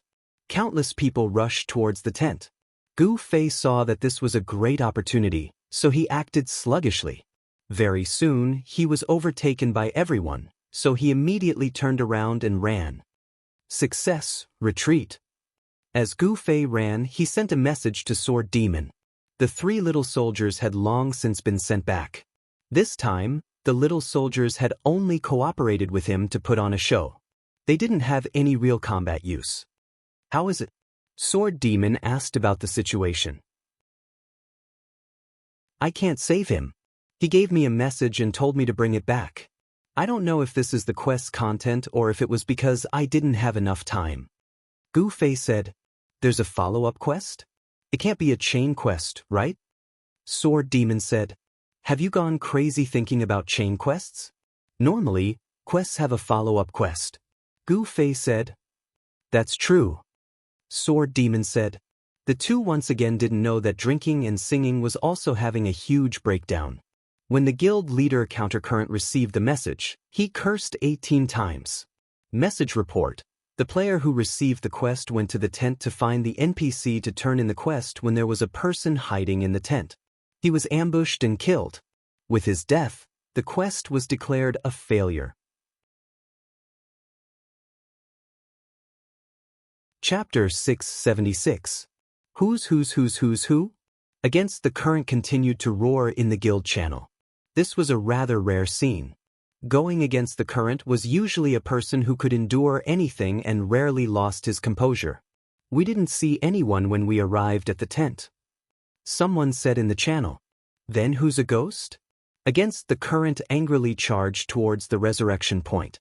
Previously, when he came here to welcome Sword of No Oath, he was still feeling a little happy. This time, however, he was filled with rage. Along the way, all the little flowers and grasses were trampled to death by Against the Current. Who? Against the Current encountered a player that had been killed. I don't know. The player that was caught was called Half Moon. He was originally a small character in singing and drinking, but this time, he received this quest and was highly valued by the guild. Even the guild leader personally came to ask about him and arranged for elite players to protect him. This treatment made him extremely excited, but who would have thought that something like this would happen at the last moment? Half Moon had already noticed someone in the corner of his vision when he entered the tent, but before he could even turn around, he was already at the resurrection point. He really didn't know who it was. You've already been killed and you still don't know who it is? Against the Current raged. Did he go into stealth? The person beside upstream interrupted. Yes, stealth. His attack is also very high, he was instantly killed. Half Moon's move was called, taking advantage of the situation. Although he didn't know who it was, he was certain that it wasn't stealth. However, seeing Against the Current's angry expression, Half Moon hurriedly pointed out that it was stealth. This way, his responsibility would be greatly reduced. It was normal for an assassin in stealth to not know who it was. No wonder he was able to sneak into the tent without anyone knowing. Against the Current commented, "Aren't there anti-stealth players around? What the hell are you guys doing?"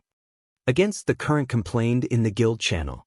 Some of them still didn't know that the quest had failed, and were still fighting with the players from Spear and Rose. Against the current's criticism session had already begun. Anti-stealth also has a probability. Since someone has snuck in, it means that the probability wasn't triggered, Han family young master said fairly. Could it be the sword ghost? Upstream current suddenly thought. I can't get in touch with them now. I will ask them for you later. Han family young master said indifferently. Everyone in the guild knew about the relationship between the Han family young master and the sword demon Gu Fei's mercenary group. Moreover, they weren't familiar with the Han family young master. At this time, some people suspected that this guy had gone easy on them. Moreover, this guy's tone didn't seem to care at all. Therefore, following the indifferent tone of the Han family young master, someone followed up and said, "Could it be that you intentionally let them in?" Han family young master laughed coldly. "Even if I wanted to, what about these 100 people? Do they have no brains or eyes?" Over 100 people with brains and eyes, some of whom were still fighting bloody battles, couldn't take it anymore after hearing the suspicion. "Fuck you, unknown. Who let them in on purpose? What nonsense are you spouting? Are you looking for a beating? Fuck you." The man with the ID, unknown, offended more than 100 people at once because of a thoughtless remark. Some of them cursed him out loud, some of them responded in an enigmatic manner, and some of them even posted pictures of their exquisite weapons to show that they were going to teach him a lesson with them. Unknown didn't dare to make a sound. He hugged a random tree and cried. "We're all brothers. Unknown, don't spout nonsense." Even Against the Current stood up and scolded him. This matter could be big or small. If they really followed Unknown's train of thought, they would have to make a big deal out of it. It was just a game. If you really don't believe me, I can just leave. Who's going to stay and suffer like a grandson? There were over 1,000 people in the guild, but there weren't many who had deep feelings for the guild. Against the Current didn't suspect anything in this aspect. The reason was because of what Han family young master said. Even if he wanted to let them go, the 100 people under his command weren't brainless. He couldn't possibly let everyone go and let the others in, right? Against the Current dared to hand over the command to Han family young master, who wasn't really his trusted aide. He had already thought this through. Moreover, there were people he absolutely trusted among the 100 people. They could be considered as supervisors. If Han family young master really wanted to do something, these people would definitely inform him. But without exception, these people were full of praise for Han family young master's arrangements and command. Especially when he knew that the enemy was spying on them from the bushes, but he didn't do anything. He had arranged for the enemy to walk into the trap. It could be said that he had considered every detail. If something went wrong at this time, it could only be said that they were unlucky. It was something that couldn't be avoided. Maybe the person who suddenly appeared wasn't a player, but a plot in this quest? Someone guessed. That's possible. Sigh, I was too careless. Against the Current was depressed. Others, try again. Can you accept this quest again? No, we tried. A player who was still stuck in the quest reported. How's the battle? We won easily. We escaped with a few points. Then come back. Remember, pretend that nothing happened. Don't go after Spear and Rose. We'll settle the score after the city war is over. Against the Current warned. He had clearly regained his composure. His initial impulse was understandable. After all, he had been busy waiting for more than 2 hours, but it was suddenly destroyed at the last minute.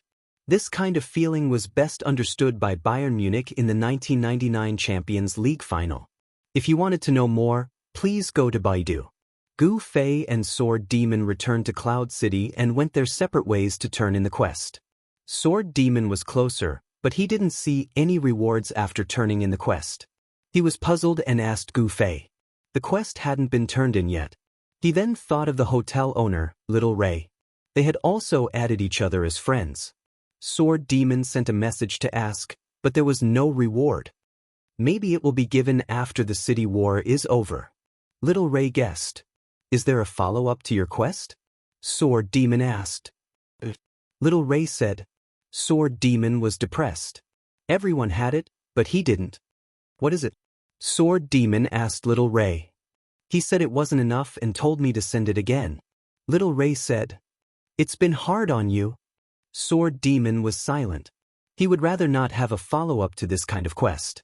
Thinking about it, he went to the secret base of the Assassin League to communicate with the NPCs to see if there were any more quests to accept. He was busy with his own things. Gu Fei soon arrived at the city hall. After returning the letter, he was praised by the guard captain. He was an NPC, so the players wouldn't care if they were angry or happy. Gu Fei patiently waited for him to finish the plot. He saw the captain's face was serious again as he began to assign the next quest. You go now and trace the clues provided by Master Gilkino. The captain said. What clues? Gu Fei asked. There seems to be a key to victory at Cloud Suburb Lake. I'll leave it to you. The captain also came over and patted Gu Fei's shoulder. Cloud Suburb Lake, that's very far. Is that still considered a city war? Gu Fei was puzzled. He knew of that place, and it was a bit far from the main city. So the captain said something quite imposing. The whole world is in a city war. Okay, I'll go. Gu Fei replied and looked at the group of soldiers. The three from before had mixed with this group of people after they came back. How many people would be sent this time? Okay, you go. The captain ordered him to leave. Unfortunately, there were no more soldiers to play with this time. Gu Fei was a bit addicted to playing. He didn't play much of a soldier's role in the battle just now, but the system didn't give him any more chances. Gu Fei resentfully left the guard room, but when he went downstairs, he unexpectedly bumped into Little Ray. Hey, you're here too. Gu Fei greeted. Yeah, I took another batch of orders and went to the warehouse to transport the goods. Little Ray sighed. Your faction's quests are very stylish. Gu Fei said. It's all right. After saying this, the two left the city hall. Little Ray swung his arms, pushed his flatbed cart, and waved at Gu Fei. Let's go. See you later. See you later. Gu Fei said goodbye to Little Ray and contacted Sword Demon. My new agent has come out. How are things on your side? Another assassination. Sword Demon said. Little Bottle Cap, I don't know which guild's leader this is. I've never heard of him. Well, no one is asking about it right now. What are you going to do? Gu Fei asked. Why not? I'll go to the guild building now and find out which guild it is. Sword Demon said. I'm going to Cloud Suburb Lake. Gu Fei said. What's the quest this time? Sword Demon asked. It wasn't clear. It said that there might be the key to victory or defeat there. I'll go take a look. Gu Fei said. Is that what the system said? Sword Demon asked. More or less. The word, maybe, is too subtle. Sword Demon was worthy of being an old player. He knew that all systems were shameless. Gu Fei saw that the sword ghost was actually so careful with his words. He carefully recalled and said, So you didn't actually say, might? I said maybe. Gu Fei said. The two then went their separate ways. Sword Demon was active in the city after all and once again arrived at the place first. As a result, the staff in the guild building condemned the guild with righteous indignation. Sword Demon wiped his sweat. This was too immersive. Wasn't it? Now, for the main city, the guilds had become rebels and were all out killing. Now they still came to apply to join the guild. Wasn't this the same as going to be a bandit in front of the officials? If they didn't kill him on the spot, he would be lucky to have escaped. When applying to join the guild, he could see the list of guilds in the entire city. Sword Demon saw that this didn't work and could only check the guild rankings. He didn't know if this function was turned off. But even if it wasn't, Sword Demon didn't have much hope for this side. This list only ranked 100.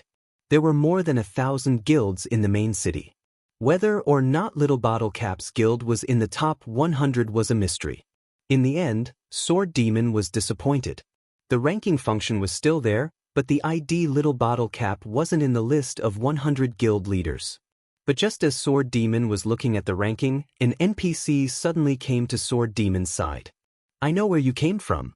These evil people need to be punished. Sword Ghost was confused. He looked at the NPC and asked, How should I punish them? 100 evil leaders. Which one are you going to punish?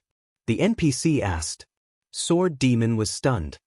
his gaze turned back to the ranking list, and he immediately broke out in a sweat. He didn't notice before, but the top 100 guild rankings, which were originally seen as an honor, had now become the top 100 bandits rankings. Sword without oath, against the current, Unchung Matsu, these famous guild leaders were now judged by the system to be the leader of the evildoers. They were hanging here waiting for people to punish them. This NPC asked him which one he wanted to punish. This was also a mission. But this kind of mission made things difficult for Sword Demon. He was a person who valued his friends and was always reluctant to show his face. This time, the system didn't force him to assign it, but he took the initiative to choose. Some of the names on the list that he knew were automatically filtered out by him. At the same time, he didn't forget to send this news to Gu Fei. Big discovery. The guild rankings here in the guild building have become the wanted list. Wanted list? This is my strength. Gu Fei was about to leave the city gate when he heard the news and quickly ran back. Investigate? Investigate my ass. It's so cool to kill people. When Gu Fei rushed to the guild building, Sword Demon was still looking at the list of 100. This was really troublesome for him. These guild leaders who could develop the guild to the top 100 were all very ambitious people. How could they not be interested in recruiting talents? Who would ignore a famous and charismatic expert like Sword Demon when it came to recruiting talents? Sword Demon actually had dealings with these 100 people. A few of them had even argued with him 2 days ago. They wanted to make a last effort to pull him in before the city war. Gu Fei heard the Sword Specter's sigh as soon as he walked in. He asked, "Have you chosen?" Then he went off to look around. The NPC came over again, but the words he said to Gu Fei were different from what he said to Sword Demon. Arresting these vicious people is a very dangerous thing. Warrior, do your best. It seemed that it was based on the faction. Sword Demon thought about it and sent a message to Little Ray. Little Ray, the guild has a big wanted list here. It seems that you can accept any mission. Are you interested? Wanted for what?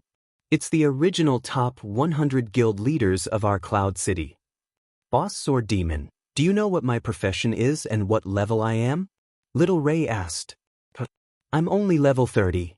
You want me to fight with the big guild leaders? Little Ray said. You're only level 30. That's not right. Don't you need to be over level 40 to enter the faction? Sword Demon didn't understand. Is there such a rule? I don't know. Little Ray said. Sword Demon was at a loss. He hadn't completely confirmed this rule. Then you go do your thing. Sword Demon replied to Little Ray. He turned around and found that Gu Fei was looking at him. Have you chosen? No, you've chosen. Of course. Gu Fei said. Who did you choose? Same old rule from top to bottom. Sort of no oath. Sword Demon collapsed. Among all the guild leaders, Sword of No Oath was the one who had the most friendship with their mercenary group. After the mission ended, they didn't return to Cloud City. Sword of No Oath often came to ask questions. This Qianli didn't care about their friendship at all. I don't know if two people can repeat it. You can try. Gu Fei said. Sword Demon was embarrassed. It's just a mission. What are you afraid of? Gu Fei said. Sword Demon was an experienced person. He knew that although this was the case, how many people could really see through it? Guild wars and the like, which one of them didn't cause the players to oppose each other under the rules of the system? But how many people had become enemies because of this? And at this time, these guild leaders would definitely attach great importance to this kind of opposing mission. Sword Demon guessed that if they completed this kind of opposing mission, the other guild would definitely have some punishment. Otherwise, if they just died and resurrected, what was the difference between this and being killed by NPC soldiers on the battlefield? The things that the guild sent out for the players to do had to be more valuable. Sword Demon could calmly accept the mission that the system forcefully sent out. Now that he had to pick a target to mess with, he immediately felt uncomfortable. I know them all. I'm really embarrassed to do it. Sword Demon said. You also know white and black. Didn't you also do it? Gu Fei said. That's not the same. Sword Demon didn't know how to describe this feeling. Gongzi, you know them better. I see that you're quite happy stabbing them. Gu Fei said. That's not the same. In fact, it's all the same. I'll just randomly accept one. When the time comes, I'll cover my face, stab them, and they'll resurrect. How much trouble can there be? If against the current, white plus black, unsworn sword, and the others heard Gu Fei's words, they would definitely be angered to death. Gu Fei had just casually killed a few people and left, but they were all going crazy over it. Alright, that's it. I accept it. Sword Demon also felt that he was being too unmanly. I'll just go all out and kill them. Can two people take one? Won't it become kill-stealing? Sword Demon muttered and turned back to ask the NPC. The NPC's eyes seemed to flash with contempt and told Sword Demon, you can form a team. The Sword Ghost was so ashamed that he could not show his face. New things always made people at a loss. The two of them formed a team. Sword Demon looked and saw that Gu Fei's Sword of No Oath quest was on his side. Looking at this familiar name, he couldn't help but feel apologetic. At this time, Gu Fei had already carried his sword out. I wonder if reflected years can appear again and take us to find the target. Ha! Gu Fei was still happy. The two of them talked as they walked out of the north gate. When they saw the scene in front of them, they were overjoyed. This is a heaven-sent opportunity. Gu Fei was excited. The north gate that had been silent for a long time was filled with smoke again. Without that key quest, Countercurrent could only continue to fight to the death. Sword of No Oath didn't know that his quest had been inadvertently destroyed. Seeing that Countercurrent was really going to organize all the guilds to fight to the death with the system, he was very confused. According to the intelligence, Singing for Wine must have made a big discovery in that pit. Could it be that this discovery was a weapon that could be used in a chaotic battle? Sword of No Oath was full of doubts. At this time, Black Index Finger's selection of members had also been carried out, and some of the weaker players were effectively eliminated. Of course, they couldn't say that they couldn't help and should just stay on the side. Instead, they organized this group of people and focused on harassing one area.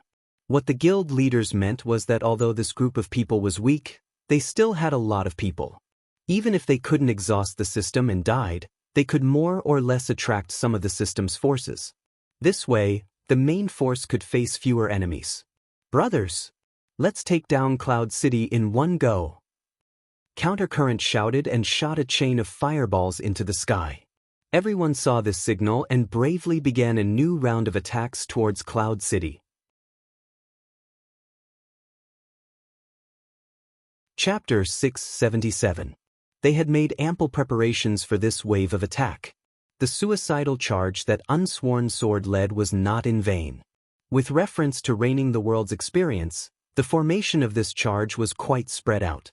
They would rather have a portion of the players not squeeze onto the battlefield than give themselves an advantage over the catapults on top of the city wall. Going against the flow, a chain of fireballs shot into the sky, and the charge began. As expected, the system was still the same as before. Once they were within that distance, the rock throwing began, and the boulders began to fall. However, the players were already prepared. They stared at the sky and used their eyesight to pick out the boulders one by one, and calmly dodged them. Of course, accidents were inevitable, but compared to the first time when a boulder fell and turned into a pile of white meat pancakes, this time was much better.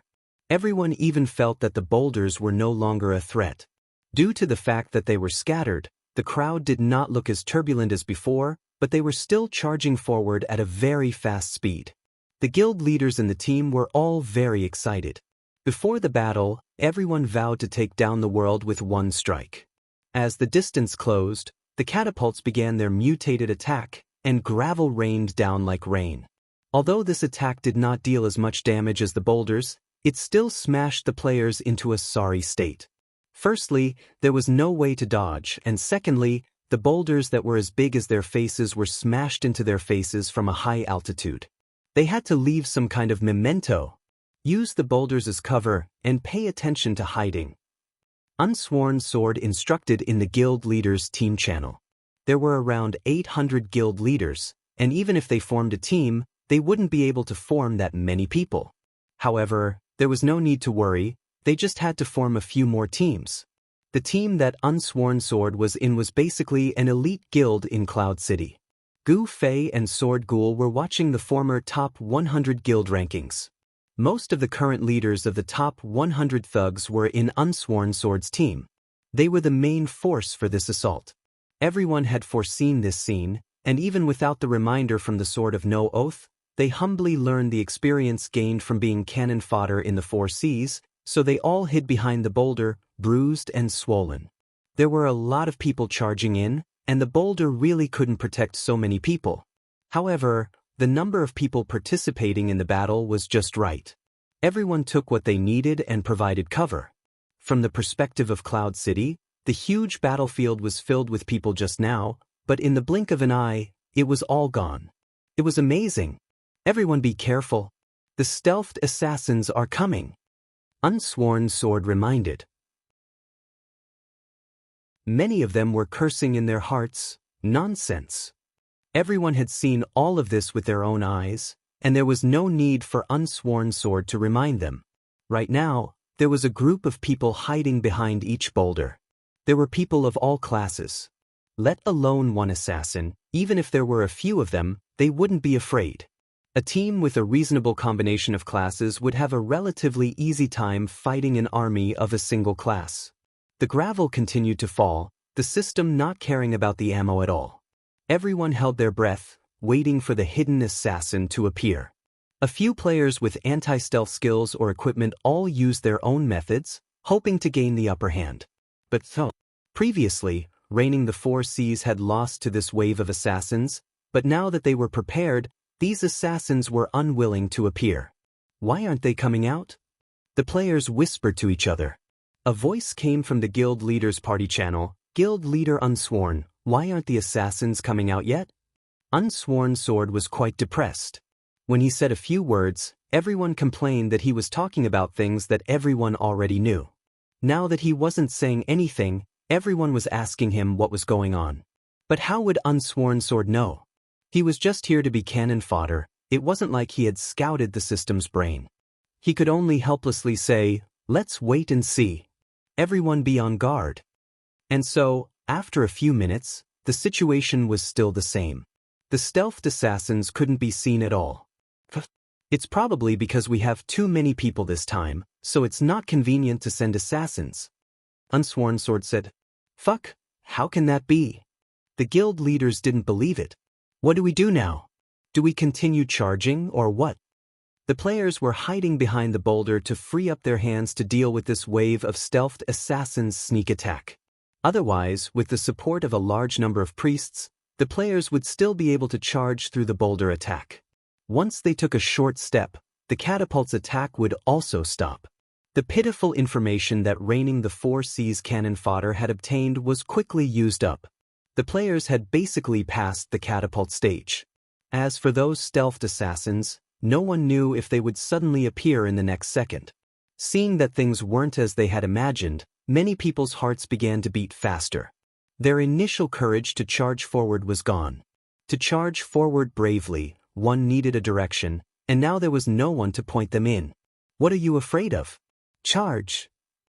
Some of the players' blood hadn't cooled yet. Let's wait and see? Some of the players' blood hadn't even heated up yet. Still waiting? If we wait any longer, this boulder will be smashed into pieces by them. Someone said. The rubble continued to fall onto the boulder, making loud bangs. The players hiding behind the boulder could feel the boulder shaking from the impact. Even a drop of water could pierce through a boulder, not to mention the continuous impact. Who knew when this boulder would collapse, and when that happened, another boulder would replace it, turning all the players hiding here into pancakes. Sword without oath and against the current, the 2 players vying to become the leaders of Cloud City didn't make a sound. This was a difficult time. This was the moment when the quality of a leader was reflected. Everyone was out of ideas, and they would listen to you as soon as you gave the order. But this also meant that if you made a correct judgment, you were wise. If you made a wrong judgment, you were an idiot. No one was willing to be an idiot. Moreover, in this situation, there was no judgment at all. It was just a blind guess. If you made a wrong guess, you would be an idiot. Sword Without Oath and Against the Current were both smart people. Otherwise, they wouldn't have been able to lead their guilds to this extent. Therefore, at this crucial moment, the two hesitated at the same time. They each looked for someone they trusted to discuss. What should we do? In the end, they all had their own ideas. Some suggested retreating first. Let's challenge them again and carry out a wave of probing attacks to thoroughly understand this system. This was the opinion of the Conservative Party. I suggest charging. Even if we retreat now, no one can say if it's the right move, so it's not a smart idea. Why don't we take a gamble and charge forward? If we can get an advantage, it'll be the right move. If we can't get any advantage, we'll at least learn more about the system and not die in vain. This was the opinion of the Gambler Party. Let the trash charge first, let's see. This was the opinion of the party that didn't treat the noobs as humans. Everyone had their own opinions. The two guild leaders couldn't come up with a decision. In the end, someone in the guild leader channel exploded. Fuck, should we advance or retreat? Why isn't anyone saying anything? Fuck, you guys might be afraid, but I'm not. I'll charge first if you want to, follow me. The overall situation was broken by such an inexplicable person. This person was also a guild leader with hundreds of troops under his command. With a call in the guild channel, many people jumped out from behind the boulders. This guild leader had a heroic temperament, but he was not a hot-blooded priest. He also wanted to shoot fireworks into the sky like Against the Current, but he didn't have that skill, so he could only shoot a holy ball into the sky. The glowing white ball flew into the sky and floated for a few steps before being blown away by the wind. Almost no one saw it, but many people jumped out from behind the boulders. This was real. Brothers, charge. This guild leader waved his staff and roared, but was met with a rock. This guild leader was really a tough person. He spat out the rock that had smashed into his mouth and used a healing spell on his face. Then he puffed out his chest and relied on his healing to walk forward. If a priest really took the hit, he wouldn't be able to take it. It wasn't just a problem of limited mana. If the rock hit the body, it would interrupt the skill, so he had to find time to cast the healing spell. It was extremely demanding on his awareness, technique, and time. This guild leader's stubbornness was mainly to create an official image and boost everyone's morale. As expected, his actions made his guild members feel proud. Some who hadn't completely jumped out from behind the boulders couldn't help but turn around to show off to the players from other guilds. See that? Our guild leader is a real man. Kill. Under the encouragement of their guild leader, the players of the guild all charged out. The priests, under the cover of the warriors and other classes with thick skin, healed their comrades who had been hit. Everyone braved the storm of rocks and charged forward. Soon after, the second, third, and fourth guilds were infected. One after another, people rushed out of the boulders and charged forward with the same attitude. The stalemate was finally resolved, but Unsworn Sword Against the Current and the others did not feel good about it. This was the benefit of not having to worry about anything. This guild leader clearly didn't have the attitude of a leader like the two of them. He wouldn't worry about a mistake in judgment that would damage his image. He was hot-blooded and did things based on his instincts. He didn't rely on orders but on his own actions to infect others. Sigh, you should have done this earlier. Unsworn Sword slapped his thigh in frustration, sighing because he didn't think of this move. Against the Current didn't feel this way, because this move didn't suit him. He was a mage. If he jumped out, he would be smashed in 2 or 3 hits. He wouldn't even be able to finish a sentence. Even if he had a priest with him, he would speak, rocks would be smashed, and the priests beside him would be busy like dogs. His momentum was completely gone. In any case, more and more guilds were rushing out, and no one bothered to ask the two bosses what they meant. In the end, even the two guilds were getting restless and asking for permission to fight. Guild leader, let's go. Go! Unsworn Sword immediately ordered. He was waiting for someone in the guild to suggest it. Otherwise, if he gave the order, it would seem like he was infected by the little guild leader. How embarrassing would that be? Charge! As these two big guilds joined the battle, the other guilds who were watching on the sidelines didn't hesitate anymore and charged out. The team charged forward against the rocks. Some people would fall in the process, but it didn't matter. A large number of people would quickly catch up. This was a strategy that had been discussed long ago. Rely on infinite resurrections to drag down the system. Brothers, it's usually the system that bullies us. Today, let's kill them. Someone shouted in the middle of the charge. Everyone who heard it agreed that it was a good idea and agreed. The players were finally able to withstand the fierce attack of the gravel wall. The armored warriors with excellent equipment were right in front of them, and they were already taking powerful strides towards the players. Now's the time. Everyone charge. Tear open a path. We'll talk after we enter the gate. Someone shouted. Others responded. The players pounced on the guards. Tens of thousands of close combat battles unfolded in the vast wilderness in front of the north gate of Cloud City. What's the difference between this time and the last? Under the north gate, Gu Fei and Sword Demon watched the battle from the doorway. In Gu Fei's eyes, there was no difference between this battle and the previous one. The players had been quietly planning for so long. Why was it still like this? No, there's still a difference. Sword Demon pointed. Here, there, and over there are people waiting. They didn't swarm forward, but went into battle one by one. These 3 points are definitely connected to the resurrection point. The people who come out of the resurrection point won't immediately rush into battle. They will regroup here, wait, observe, and enter the battle in a regular pattern. They want to pull this battle into a cycle. The players will constantly die and resurrect to fill the cycle and exhaust the system. The system won't spawn new recruits? Gu Fei asked. I don't know yet, but this tactic can at least enter a stalemate with the system and then adjust according to the specific situation. This is quite reasonable, Sword Demon said. Actually, there aren't just 3. Look, there's another one over there. Gu Fei pointed at the 4th spot on the battlefield. In fact, Sword Ghost had already noticed this a long time ago. After a moment of silence, he said, that area is for cannon fodder. I can see that they've placed the weaker players in that area. That area probably won't cause much damage to the system. They're just relying on their numbers to hold back some of the system's forces. The deciding factor is these 3 areas. You can't say that. If they can't hold back the system's forces, and the system guards are freed up, I think these 3 areas will be very ugly, right? Gu Fei said. But the problem is that they don't have any combat skills.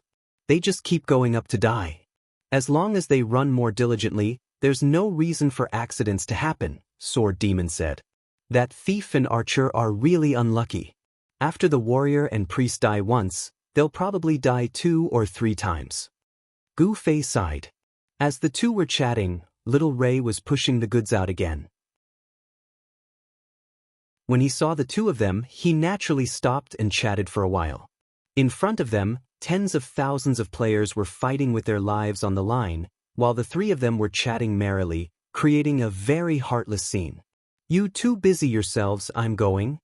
After chatting for a while, Little Ray pushed his small cart and went to deliver the goods. Gu Fei was worried at this time. This sort of no oath is really nowhere to be found.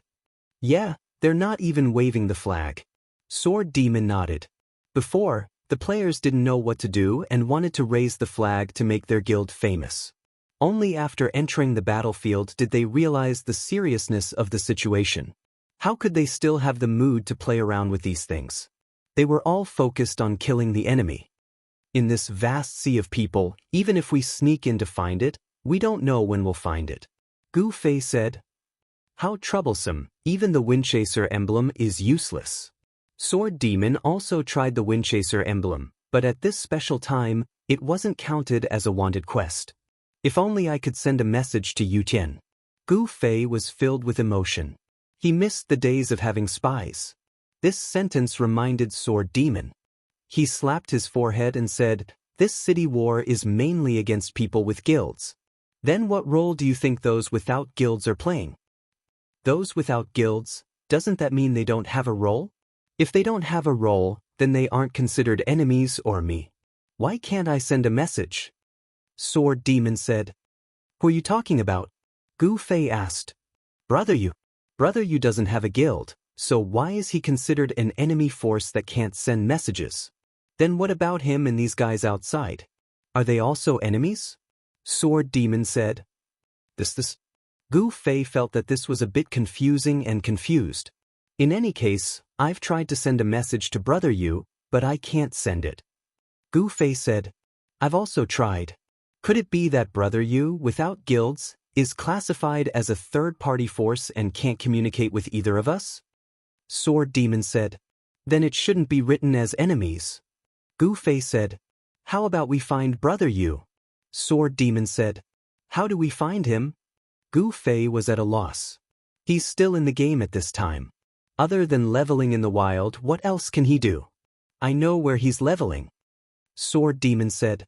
Even if we find him, what can we do? Gu Fei asked. I just suddenly feel that this third-party force might have some tricks. Sword Demon said. Okay, then let's go find Brother Yu. Gu Fei nodded. It wasn't hard for the two of them to sneak out. They covered their faces and squeezed into the chaotic battle. Either side wouldn't attack them anyway. The main reason they covered their faces was because they were afraid that someone would recognize them. If their identities were exposed, the two of them firmly believed that the Han family young master wouldn't be kind enough to help them hide their identities. The two of them quickly passed through the chaotic battlefield. Gu Fei even tried to coincidentally bump into Sword Without Oath. If he didn't bump into Sword Without Oath, he could bump into Time Reflected. In the end, he could only be disappointed. Sword Demon couldn't be more familiar with the leveling area in Cloud City. He quickly brought Gu Fei to the area where Brother Yu often leveled. On the day of the city war, the leveling area seemed a bit deserted. Although the players who didn't play the city war had nothing else to do besides leveling, if they had nothing to do, they could choose not to play. Games weren't everything in life. Sword Demon looked for Brother Yu one by one in the leveling area. Gu Fei was unrestrained and shouted, Brother Yu, are you there? Who's calling me? Behind a tree, a person held a small book in one hand and a pen in the other. He twisted his body and poked his head out.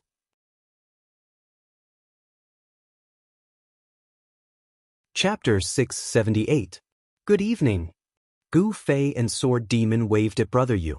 Brother Yu's mouth almost dropped to the ground. After a while, he reached out to support his chin and quickly asked, Why are you guys here? Just strolling around. What about you?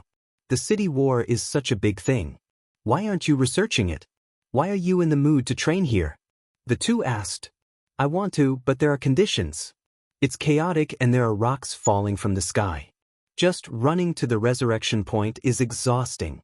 Players resurrected after death and started over as running to the resurrection point, although it was a completely different concept from the literal meaning. Gu Fei and Sword Demon laughed. You died? Of course. Brother Yu was depressed. This wasn't hard to understand. Although players would spontaneously form some cooperation after the battle began, this was only an emergency measure at a critical moment. For example, if one's own team's cleric had just died and there were other cleric players nearby that they didn't know, they would call for help to heal or something. This kind of cooperation was more passive. It couldn't be said to be active cooperation. After all, the real cooperation was formed by the team that had been arranged beforehand. This way, a lone commander like Brother Yu without a guild meant that he had no one to rely on. The others had been split into groups and rushed into battle together, but he was alone in the battlefield. The system clearly did not treat this kind of third-party character as a good friend. When faced with the same attack, with Brother Yu's skills, how many attacks could he block? How many times did I die? Gu Fei asked. He still had a bit of confidence in Brother Yu's persistence. Dying once wouldn't dispel Brother Yu's enthusiasm for collecting information. 5 times. Brother Yu said, You've worked hard. Gu Fei sighed. But I found a setting that many people might not have noticed. Brother Yu said, What? Most people probably think that if they die, they'll just return to the respawn point and return to the battlefield as soon as possible. That way, they'll be able to exhaust themselves over and over again. When they die 5 times, they'll know. Brother Yu shook his head and kept them guessing. What happens if I die 5 times? Gu Fei asked. After dying 5 times, the respawn camp will temporarily prohibit the player from leaving the respawn point.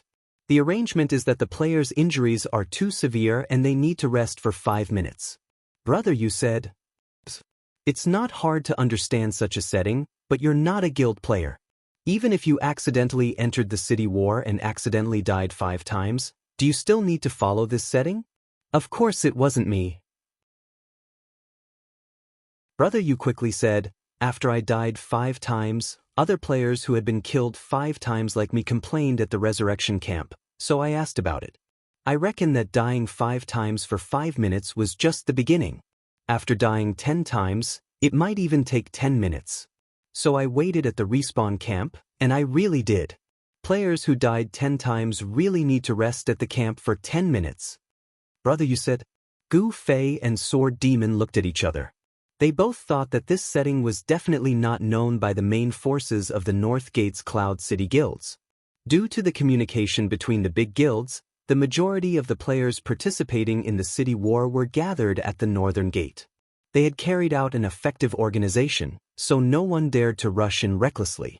After careful arrangements, they only started the second wave of official killing. It was obvious that no one had died more than 5 times. But as Sword Demon explained to Gu Fei before, the biggest key to their attrition strategy was this unlimited respawn. But this respawn actually had rules and restrictions, so it could be said that these guys' strategy had already been broken. And the information that Brother Yu had died 10 times definitely didn't come from the North Gate. Sure enough, Brother Yu came to this conclusion from the South Gate, the other side of the battlefield that was far away from the North Gate. West, South, East, although these 3 directions of siege were in full swing, due to their lack of strength and the fact that they fought too casually, there hadn't been any breakthroughs so far. They used repeated deaths to automatically walk towards the cycle of exhaustion, but they were quickly interrupted by the rule of dying 5 times for 5 minutes, dying 10 times for 10 minutes.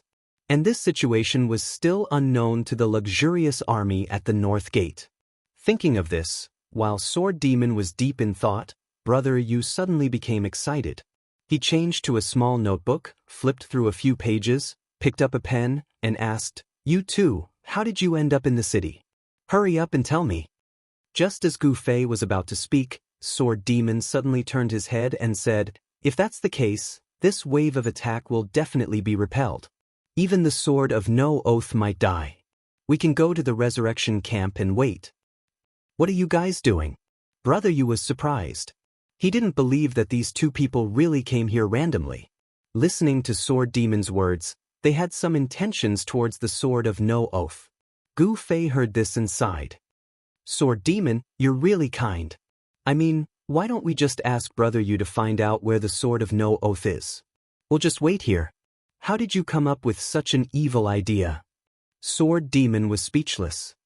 "You gave me a revelation when you said that the third force might have some tricks," Gu Fei said. Wait, what are you 2 talking about? Tell me properly." Brother Yu interrupted the 2. "It's like this, Brother Yu. Simply put, because the 2 of us have a faction, we are now part of the system's regular army. These guilds are bandits and mobs. For example, the original ranking of the top 100 guilds in the main city is now the list of the top 100 evildoers.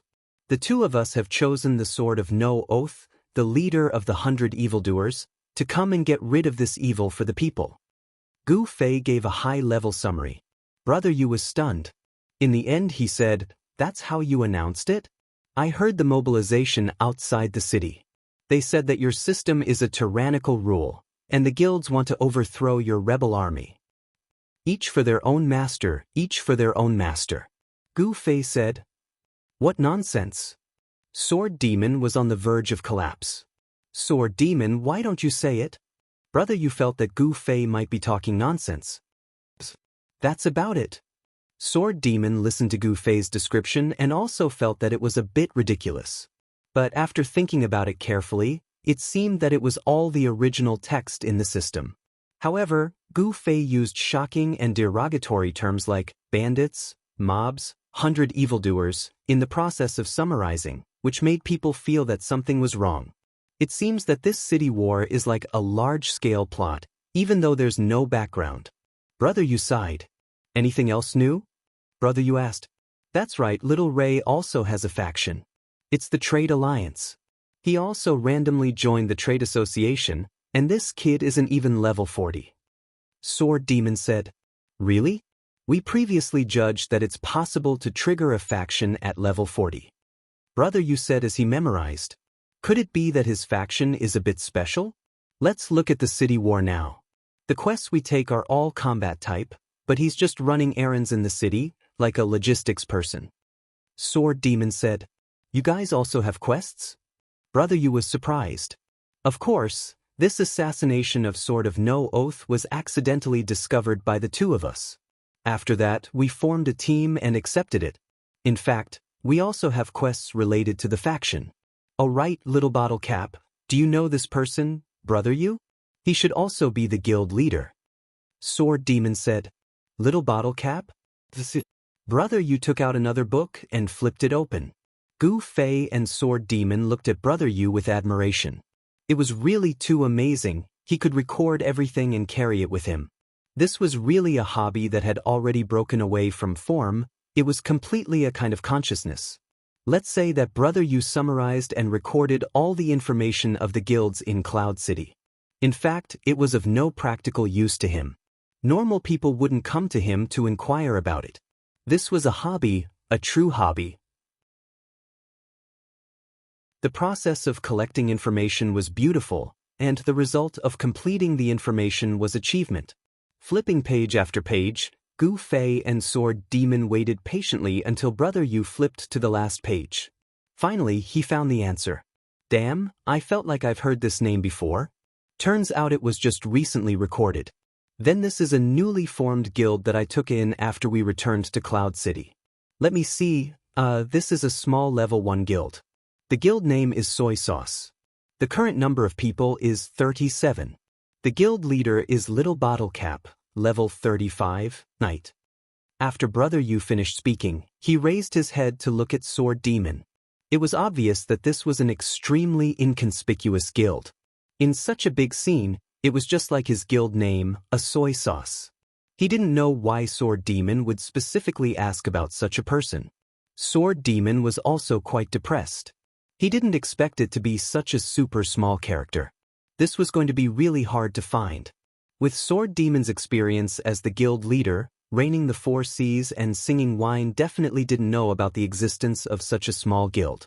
Even if they did know, they wouldn't consider bringing such a burden when forming an alliance. The biggest possibility was that Little Bottle Cap would bring his soy sauce to one of the 3 gates, east, west, and die. Give up. Gu Fei patted Sword Demon. This quest is too hard. It's much harder than killing Sword without oath. Tears streamed down Sword Ghost's face. This is a quest? Yes, this is our personal quest. Sword Demon is going to kill this one, and I was sent to Yunjiao Lake to investigate. We've already completed a quest before. Gu Fei said. Oh, what is it? Brother Yu asked. Gu Fei gave a brief explanation and added, send our regards to Gongzi. Why bother? Although Brother Yu said this, he still sent a message to Han family young master. Gongzi, Qianli and Sword Demon asked me to bring them to you. What? Hey, they're with me right now. Brother Yu said. What's going on? Han family young master asked. They said they're out for a stroll. Brother Yu used the two's exact words. Thus, Han family young master didn't reply. Gu Fei began to urge Brother Yu to carry out his evil thoughts. Hurry, Brother Yu, find out where the Sword of No Oath is. Where am I supposed to find out? Brother Yu said. Ask Yu Tian. Gu Fei said. This isn't too good, it's too much of a cheat. It's better not to make things difficult for Yu Tian. Sword Demon said. If they followed Gu Fei's plan, it wouldn't be hard to find out. Yu Tian Shenming just had to shout out the coordinates of the guild leader and those who knew would still treat it as a secret. But with Yu Tian Shenming's relationship with Gu Fei and Sword Demon, once Gu Fei and Sword Demon succeeded, anyone with a brain would think of Yu Tian Shenming's actions. Then, he would fall into a situation where he would be despised. That's true. Gu Fei was too impatient and neglected this point.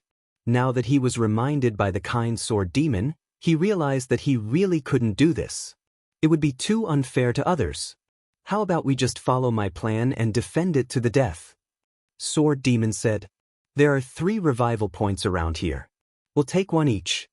Gu Fei said. Brother Yu was speechless. Didn't he have too little of a presence? He didn't even ask for his opinion and counted him in. The 2 of them had a mission and would exchange it for rewards later. He was purely doing voluntary work. I'll take the one on the east, you take the one on the west. Brother Yu walks slowly, so we'll take the one in the middle. They had already arranged everything, but still no one asked Brother Yu for his opinion. Hey. Brother Yu finally couldn't take it anymore. What's wrong? The 2 of them turned their heads and looked at Brother Yu with bright eyes. Brother Yu's words were already at the tip of his tongue, but when he opened his mouth, he didn't know why it became, how do I contact the 2 of you? That's weird. You're a third party, so you have nothing to do with us. Why can you send messages to these people from the guild and become enemies with us? Sword Demon didn't understand. Who knows? Brother Yu spread out his hands. If we do this, doesn't that mean that you guys are also on the guild side? There are a lot of people who don't have a guild. Sword Demon said as he subconsciously sent a message to Brother Yu. He didn't expect that there was no system notification this time. While he was in a daze, Brother Yu on the other side was also surprised. What's going on? You sent it? Brother Yu was surprised as he replied. Sword Demon also received it smoothly. Both of them were at a loss. Their memories weren't blurred yet. They clearly remembered that both sides had clearly sent messages to each other after the war started, but the system told them that they were enemies. When it came to researching settings, Brother Yu was still more skilled. He thought about it and said, Can you try to send messages to Gongzi and the others? The 2 of them tried and shook their heads. Brother Yu analyzed, this may be the privilege of the third party. Both of you are enemies, but for us third parties, messages may be regional. If we're in the city, we can exchange messages with players in the city. If we're outside the city, we can exchange messages with players outside the city. Other than that, I can't think of any other explanation. This can be explained, but what's the point of making such a setting? Sword Demon didn't understand. Brother Yu was even more confused. What was the point of this setting? The parallel world always liked to play guessing games with players. Players with a temperament like Brother Yu were really tormented. Let me try to see if the channel can be used. Gu Fei suddenly thought of the mercenary channel and sent a message in it. In the end, it couldn't be used. That's not fair. The channel is a public channel. Since we can't use it, why can the guild people use it? Gu Fei said, Who knows? Brother Yu was thinking hard. Let's not think about it for now. Let's go to the 3 resurrection points and wait. It's been so long. I think someone should have died 5 times here, right? Gu Fei's desire to kill people was always the most urgent. Let's go. I'll go east, you go west, Brother Yu in the middle. Sword Demon said. The 3 of them chose their own direction and kept in touch from time to time. At this time, the luxurious battle in front of the northern gate really had some problems because of this unknown setting. The first to explode was the cannon fodder army. This group of weaker players were one-sidedly crushed by the system. Very quickly, someone died 5 times and experienced the 5 minutes of recovery. This situation was quickly reported to the guild leader. The guild leader then reported it to the more powerful guild leaders. Very quickly, the few guild leaders at the highest level already knew about it. This really caught them off guard. This was the true hand of God. The creator of the rules would always be above the followers of the rules. In this world, the system was the creator. Fortunately, the system still served the people. The creation of the rules was also to make it more entertaining for the followers. Otherwise, if the system really wanted to use the rules to kill the players' chances of winning would be absolutely 0. Even so, at this time, when this unknown setting surfaced, everyone felt like they had received a head-on blow. This was a direct hit to the Achilles heel of their unlimited fuel replenishment tactic. The guild leaders hurriedly passed down the order, telling everyone not to engage in unnecessary consumption. They were to be careful and try to survive as much as possible. This way, the 5 minutes could be consumed in the cycle. This wasn't too difficult for this group of powerful players, but for the cannon fodder army, a mere 5 minutes was somewhat fatal. And this army also had the largest number of people. In the beginning, they didn't know about this setting. They didn't have much effective organization on their side. In any case, they were just going to die. Everyone would just swarm forward and die casually. The number of people could guarantee that they wouldn't all die. But with this 5-minute setting, this uncontrolled death couldn't be allowed. The various large guilds realized that the cannon fodder army had become the key to victory. They no longer allowed the cannon fodder army to fight and die as they pleased. Instead, they quickly organized the cannon fodder army into organized groups and sent them to their deaths in a rhythmic manner.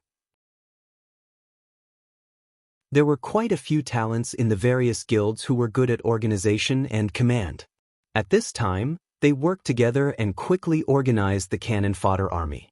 Everyone was really proud, thinking that this was the legendary turning the tide. Who would have thought that at this time, someone had broken through 10 deaths? Recovery time, 10 minutes. Everyone was shocked. This was a challenge for the regular army, not to mention the cannon fodder army. The foreheads of the guild leaders were sweating again. 10 minutes might still be possible, but the rules of this setting were already very clear. With 5 deaths as a ladder, every 5 deaths would increase the recovery time by 5 minutes. Continue to consume. After 10 minutes, can you last for 15 minutes? After 15 minutes, can you last for 20 minutes? They definitely wouldn't be able to win this war if they continued to consume.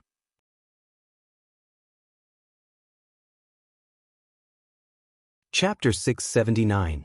Guild Leader, what do we do? Almost all of the guilds said the same thing. After all, it was impossible for the entire guild to not notice the change in the situation. Yes, what do we do?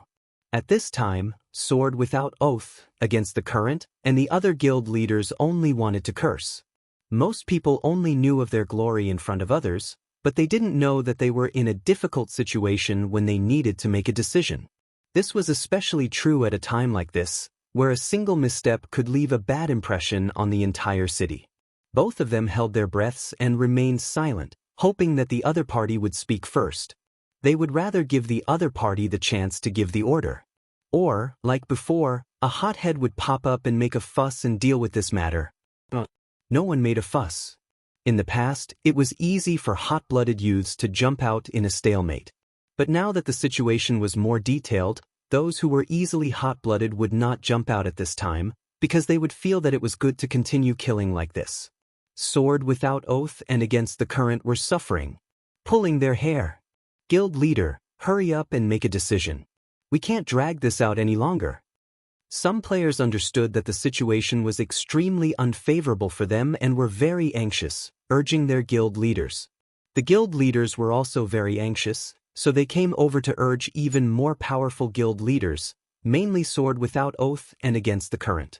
As a result, the two of them cried and cursed. This time, the two of them made up their minds and didn't want to casually make a decision, so they held a democratic meeting in the guild leaders' team chat. The democratic representatives, with the guild leaders as the main body, held their own opinions and engaged in an intense discussion. Sword Without Oath and Against the Current, these two old foxes, looked on with dumbfounded expressions, hoping for a voice that would suppress everyone else. It could be said that these two guild leaders lacked courage, but it had to be said that these two guild leaders had very high standards.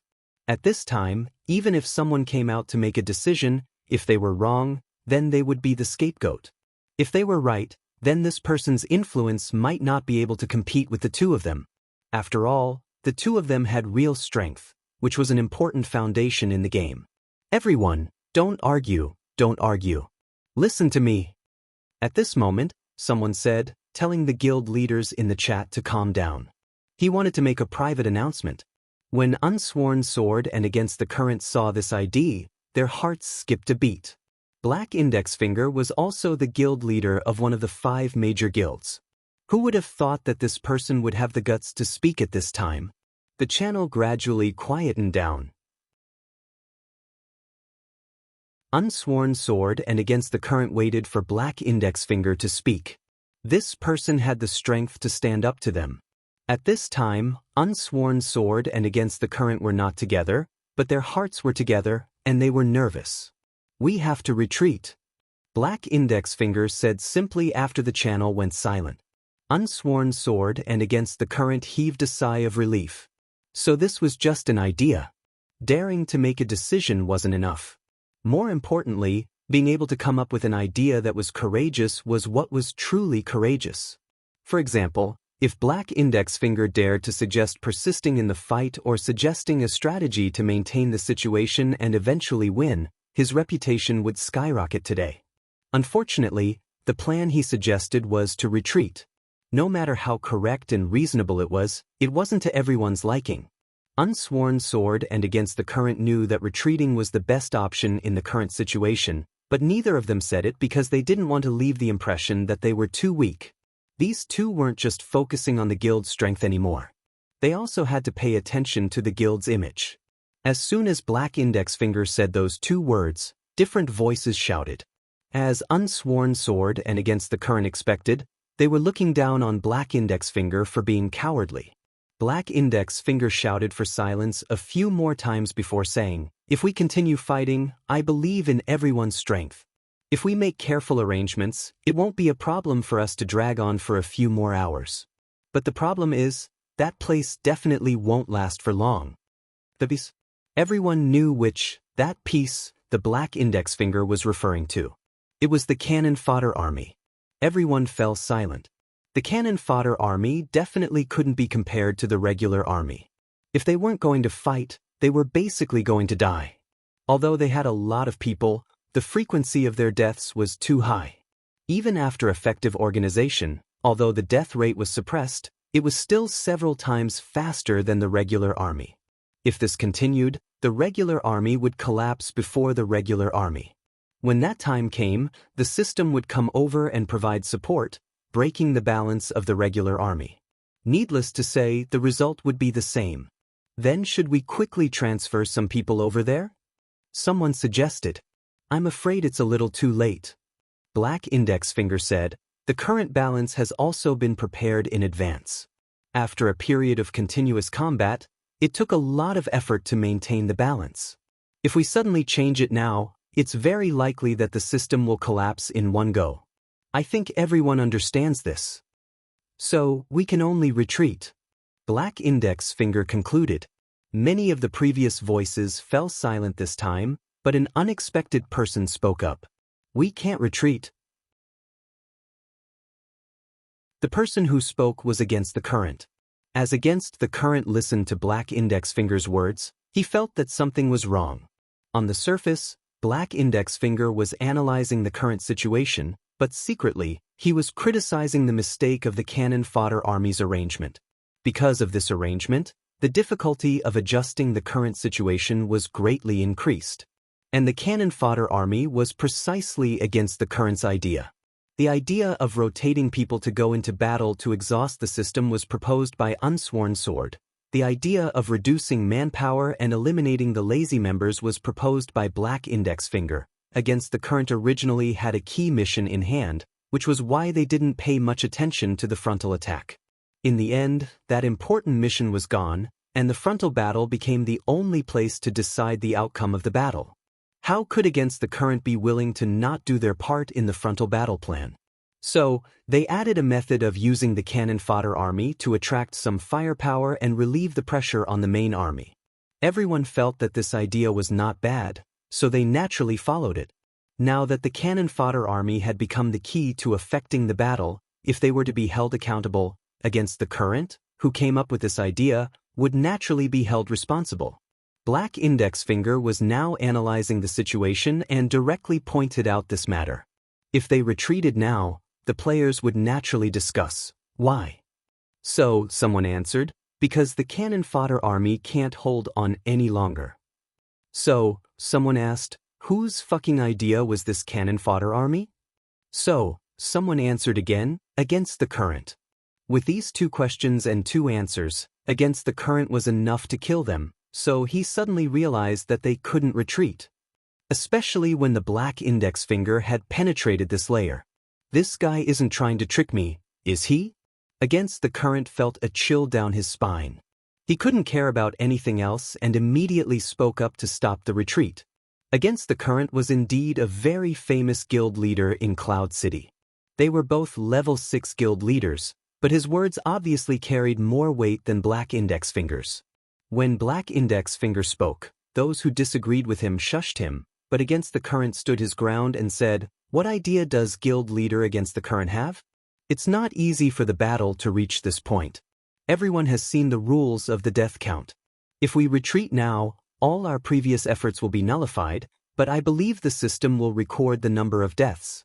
The next time we fight, we will face the penalty of not being able to fight for 5, 10, or even 15 minutes after death. Instead of that, we might as well continue on our current foundation." Against the Current said. "But what about the other side?" "Leave that side to me. I will try my best to buy as much time as possible for everyone. Brothers, please give it your all. We must win this match in one go." Countercurrent's words were powerful and resonant, but he was feeling extremely gloomy inside. He was forcing a duck onto a perch. Since retreating would only bring him trouble, he might as well go all out now. Even if he lost in the end, there would still be people who would remember his tireless efforts. If there were a few more changes in the battle that could decide the outcome, then he would be in the limelight. There were quite a few people who supported Countercurrent's idea. Black Index Finger, who had originally suggested retreating, didn't insist on it. He simply said in the chat, "Since guild leader Countercurrent is so confident, why don't we give it a try? I don't think I can bear to retreat." "Son of a bitch." Against the Current cursed. This guy was just mocking him. What confidence was there to talk about? Wasn't he just trying to let everyone remember that this round was entirely Against the Current's idea? Unsworn Sword wanted to be invisible, but who asked him to have such a good foundation? At this moment, there were people who really remembered him as their guild leader and asked, "Guild leader Unsworn, what do you think? Why haven't you said anything?" Sword of No Oath typed the word, "hee," and said, "Everyone's analysis is so clear and logical that I can't even interrupt. Now that the discussion is almost over, let's do it. I won't say anything else." Son of a bitch. Against the Current was furious again. How could he not understand the Sword of No Oath? This guy loved to broadcast alone. There were times when he couldn't even interrupt. This time, he had made a fool out of himself. "Then, I'll leave that side to guild leader Against the Current. The other brothers, we have to hold on and kill them. Don't let guild leader Against the Current's efforts go to waste." Unsworn Sword shouted at the end, and the other guild leaders cheered in unison. Against the Current was terrified. Guarding day and night, it was hard to guard against a thief in one's own house. At this time, if Sword of Unsworn Sword was up to no good, deliberately making a fool of himself and not putting in the effort, he would be in deep trouble. He could only hope that this guy would look at the big picture and not play around at such an important moment. Against the Current left anxiously. Unsworn Sword continued to command the battle. As the commander of the battle, these guild leaders would not easily let themselves die. At the very least, they would bring enough clerics.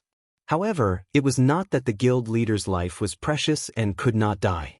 It was just that they could not do without a commander in a group battle. On the big battlefield, the plan was set. Against the Current became the leader of the cannon fodder team and went to take up the post with tears streaming down his face. The system was still playing according to plan. Meanwhile, the elusive Gu Fei Sword Demon was already moving around in the enemy's rear. "We're here." Brother Yu was the closest and was the first to arrive at the central camp. He sent a message to the two of them. Brother Yu, it's been hard on you. You can also gather some information and write a battle report or something." Gu Fei said, "Is there a need for me to do that?" Brother Yu replied. He saw that the camp was already filled with online reporters from various websites. They were grabbing the revived players and asking them questions.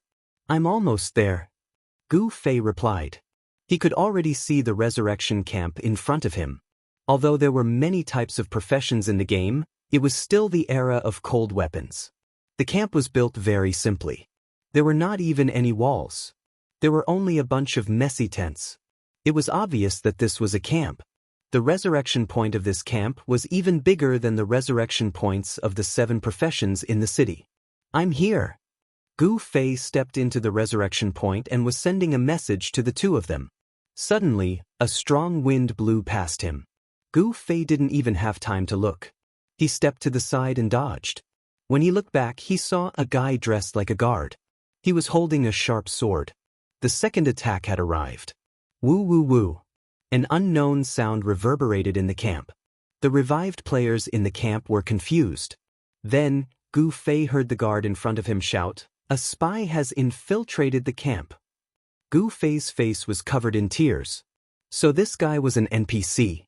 The players couldn't recognize that Gu Fei wasn't like them, but how could the NPC not recognize him? Gu Fei's blatant act of sneaking into the camp was immediately caught by the NPCs. When the players heard this voice, they were shocked at first. Then they became excited and asked each other, "What spy? Is it a mission?" "Yes, a mission. Hurry up and take a look." "Where's the spy? Hurry up and catch the spy."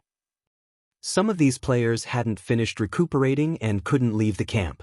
Some had simply died and hadn't finished recuperating. At this moment, they were all excited and ran around the camp looking for the spy. Several players instantly appeared beside Gu Fei. Gu Fei complained in his heart, but this NPC was strong. It wouldn't be easy for him to escape in a short period of time. Those players were obviously very eager for the mission. In the blink of an eye, they rushed forward. Gu Fei's eyes darted in all directions. He stealthily lowered the tip of his sword, preparing to turn around and use Twin Flame Flash to clear this group of players. In the end, he heard the player at the very front say, "Brother, you're really fast." After saying that, he quickly slipped behind the NPC and viciously stabbed him in the back. He shouted, "Brothers, hurry up, don't let this guy escape." The players responded. Spells, arrows, heavy swords, and giant axes all greeted the NPC. For a moment, Gu Fei didn't have a place to intervene. He was stunned on the spot. Empiricism was the death of people. Gu Fei shook his head. "Who told you that a spy had to be from the system? Damn, he's dressed quite well. Brother, how did you find out that he was a spy?" Someone turned around and asked Gu Fei while fighting. Cough, a system notification. Gu Fei said, "Oh, good luck, good luck." That person shouted, "Good luck." Gu Fei nodded in response. Seeing that more and more players were rushing over, Gu Fei didn't dare join in the fun. He guiltily retreated to the side. The players weren't the only ones who would come to catch spies, and there were definitely more than one guard in the entire camp. The system guards had also heard the news and were rushing over. At this time, Gu Fei had already silently retreated from the camp. The system guards were truly a team of action. When they saw so many players surrounding their comrade, they didn't bother to explain themselves. Instead, they went up to help, and when they saw someone attack a guard, they immediately retaliated. The players cried out in alarm, "Damn, so many spies! Help!" At first, a few people wanted to take this mission alone, but seeing the situation, they couldn't do it anymore. They hurriedly began to loudly call for reinforcements. A large number of players arrived and united to eliminate the spies. Gu Fei hid in the small forest next to the camp and watched, dumbfounded. "Oh no, we can't sneak into the camp. There are system guards and I'm afraid they'll discover our identities." At this time, Gu Fei received a message from Sword Demon. Sword Demon was really honest and careful. When he arrived at the camp, he observed the terrain and saw the guards. As soon as he saw the guards, he knew that this was a group of NPCs that they didn't want to deal with. NPCs all had an automatic enemy detection system. Masks and makeup didn't work. Sword Demon sent a message to Gu Fei while stealthily looking for any loopholes in the system guards. "Yes, I know." Gu Fei said. "You've been discovered?" Sword Demon asked. "Yes." "How is it?" "It's very lively." Gu Fei said. "What?" Sword Demon didn't understand. Gu Fei said simply. Sword Demon was dumbfounded. There's such a thing? You can try. Gu Fei said. Isn't that too mean? Sword Demon said. I didn't do it on purpose. Gu Fei said. Then I'll do it on purpose. For the victory of defending the city. Sword Demon said. You can do it. Gu Fei said. Sword Demon had always been swift and decisive. Seeing that there was a guard in front of him, he didn't go stealthily and rushed up to attack. Sure enough, there was a woo-woo-woo sound and the guard shouted, There's a spy sneaking into the camp. The guard's shout was like a map weapon. It wasn't very loud and all the players in the camp could hear it. The reaction was exactly the same as that of Gu Fei's camp. They all shouted, What spy, what spy, is it a quest? Sword Demon obviously wouldn't be seen when he attacked. But soon, some players noticed him. He was very prepared and shouted, Come quickly, it's powerful, we can't beat it. Brother, hold on. Several players rushed over. Magic arrows, big swords, and big axes were aimed at the little soldier's head. Fight a few times and retreat when people aren't paying attention. There will be a lot of guards in a while. Be careful not to be exposed. Gu Fei was still giving an experience prompt. Sword Demon understood and pretended to fight for a while. Once he was in stealth, he immediately used it. It was very normal for a thief to go into stealth and ambush them. The others didn't think much of it, so Sword Ghoul quietly left just like that. The players and the guards arrived, so the players shouted, So many spies, and exchanged fire with the guards. How stupid! I don't know when they'll react. Sword Demon said to Gu Fei. It probably won't be too long. I have to hurry. Gu Fei said. What? Sword Demon asked. I'm going to Brother Yu's side. Gu Fei said. He really wanted the world to be in chaos. Sword Demon was filled with emotion.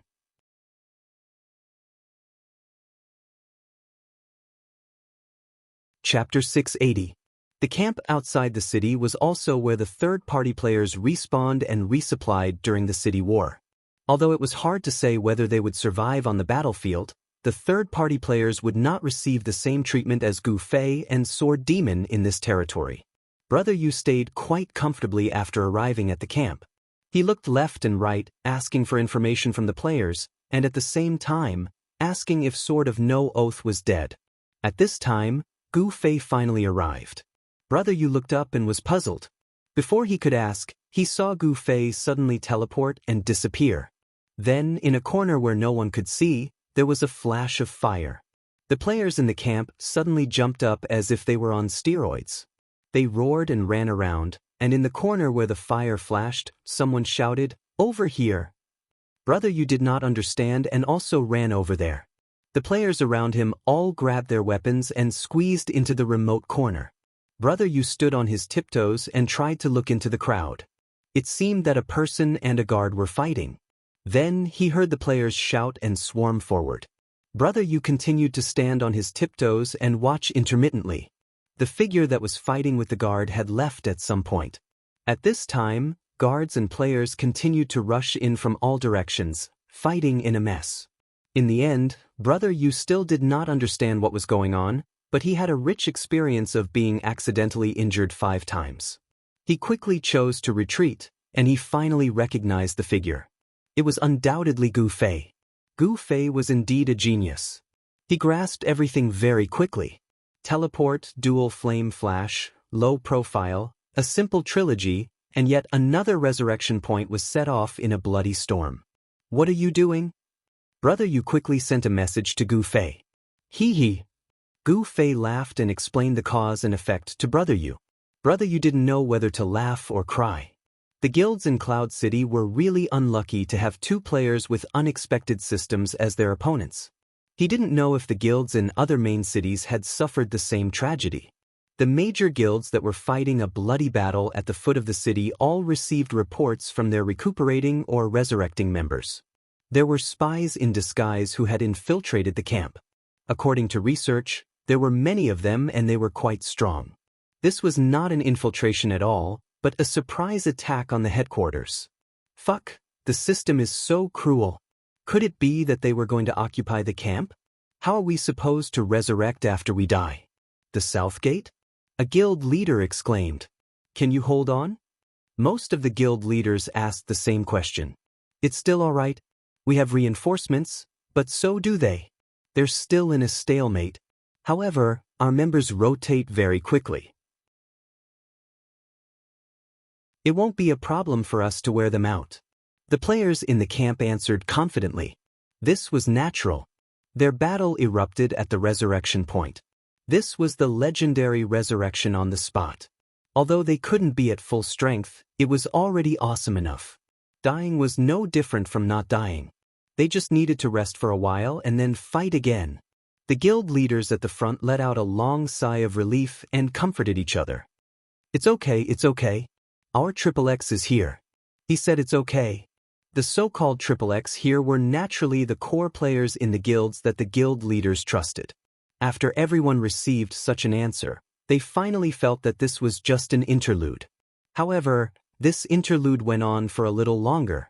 Since they could directly resurrect on the spot at the resurrection point and then fight again, the 5 or 10 minutes limit wouldn't stop them from fighting. Therefore, everyone was full of confidence that they would win. They didn't seriously evaluate the losses of the battle. Anyway, if they died, they would just fight. They could wear these NPCs to death as soon as possible. The new warriors at the front also quickly joined this army of wearing people down. They were having fun at the camp, but the players fighting at the front were getting more and more tired.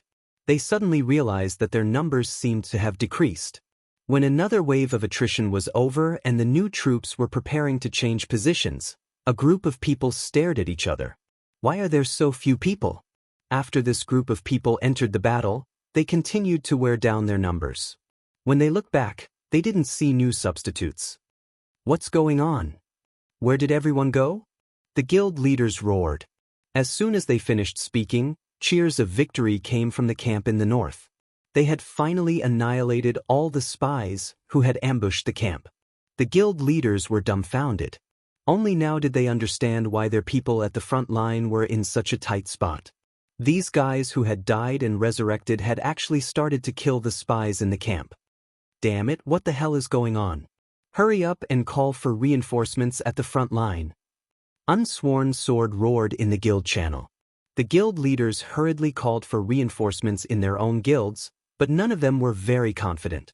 Because many of them knew in their hearts that when they found out that there was an ambush at the camp, they felt that this was a rather special situation.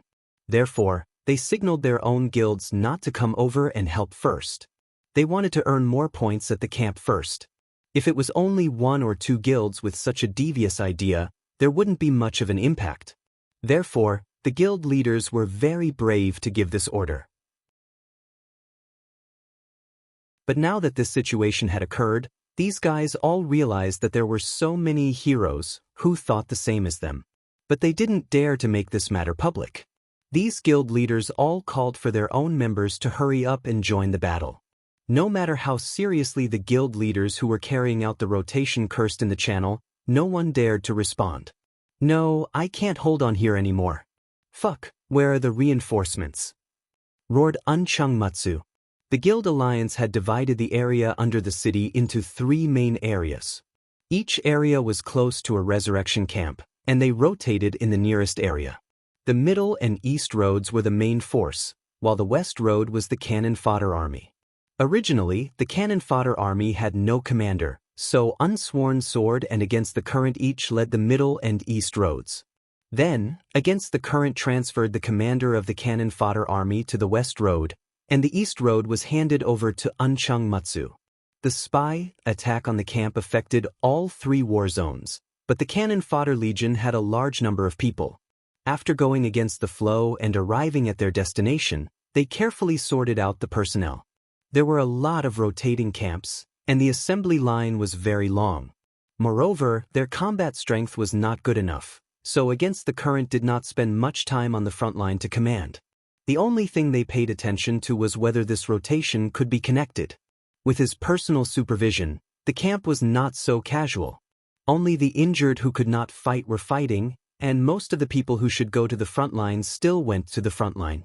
In the end, on Unchung Matsu's side, the east road, which was slightly weaker than the middle road, collapsed because they could not replenish their members. At this time, they were still playing with the spies in the camp. These idiots did not realize how much of an impact they had on the front line, and were still yelling, "That's enough, hold on." Unchungmutsu was so angry that he personally died. After reviving at the resurrection point, he started slashing people. "Fuck you all, go to the front line. Those who are recovering, stay here." Unchungmutsu was really anxious. He did not care if they were from his own guild, he went up and yelled at them. Many people were stunned and obediently left the camp to support the front line. Unchungmutsu took a look at the spies. They really looked like them. They were dressed exactly the same as the guards in the camp. As Unchungmutsu thought about it, he wanted to find a guard in the camp to compare.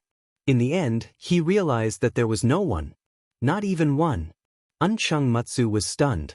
He vaguely realized something and quickly grabbed a player beside him. "Where are the guards in the camp?" This player had just been killed in the battle with the spies and was revived.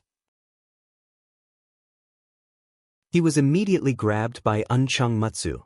After being in a daze for a while, he said, Camp guards, isn't this?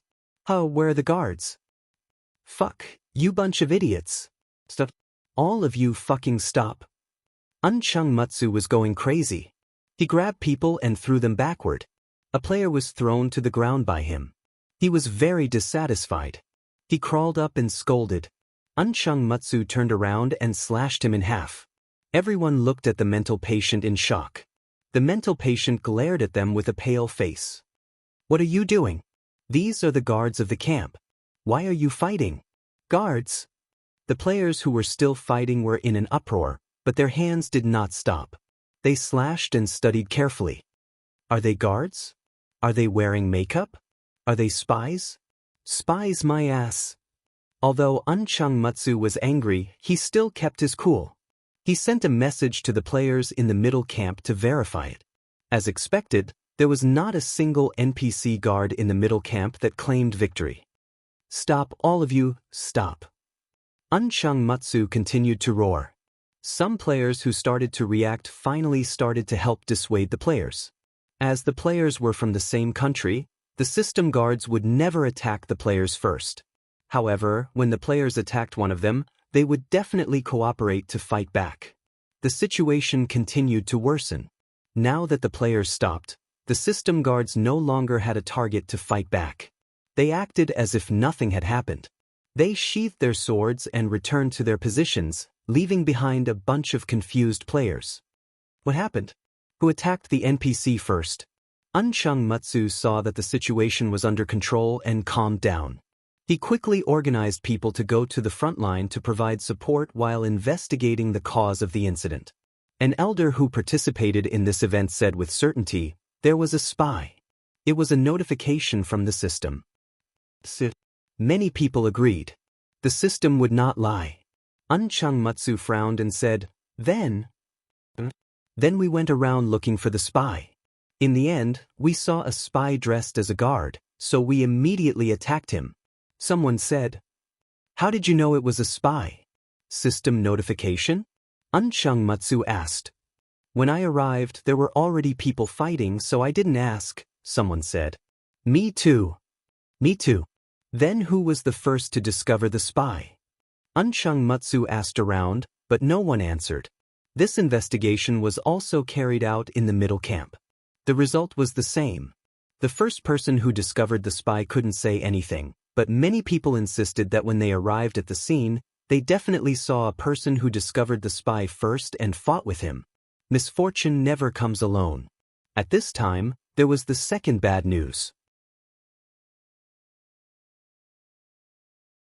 Due to the lack of support in the east, even though the middle camp had provided appropriate support, they still couldn't win against the system.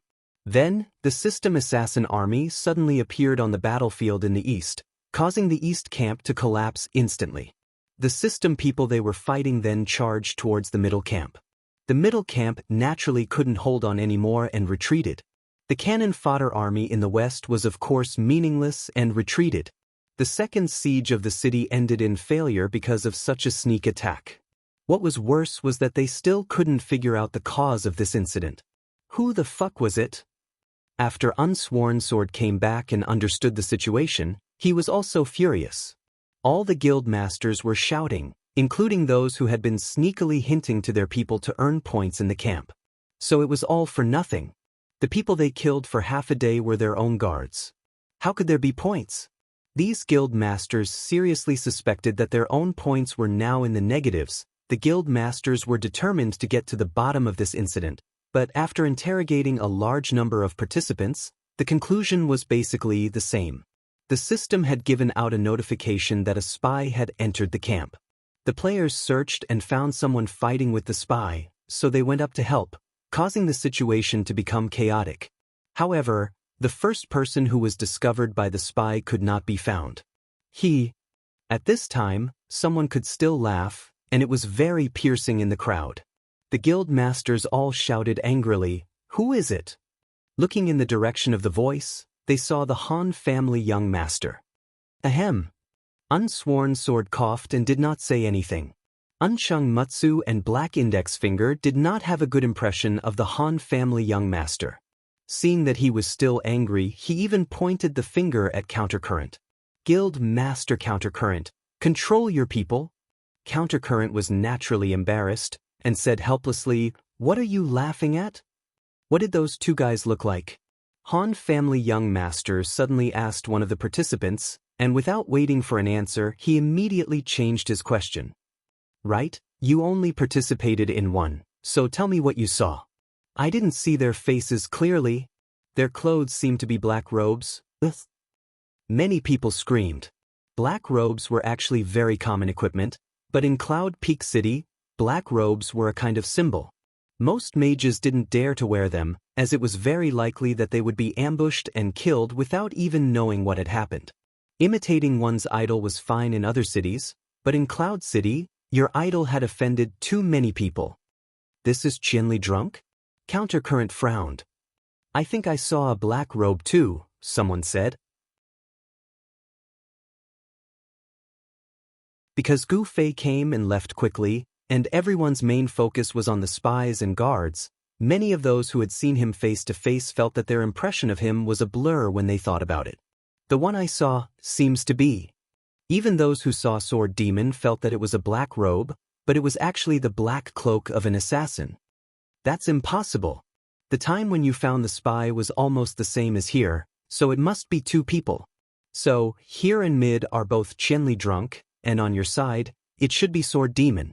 The spy that the system indicated was actually those two, but everyone's thoughts were prejudiced, and they all treated the players as one of their own, which led to such a big mess, Han family young master said.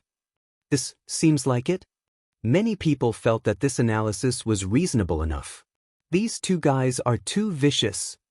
Many people were indignant. "About this, Guild Master Unsworn, can you give us an explanation?"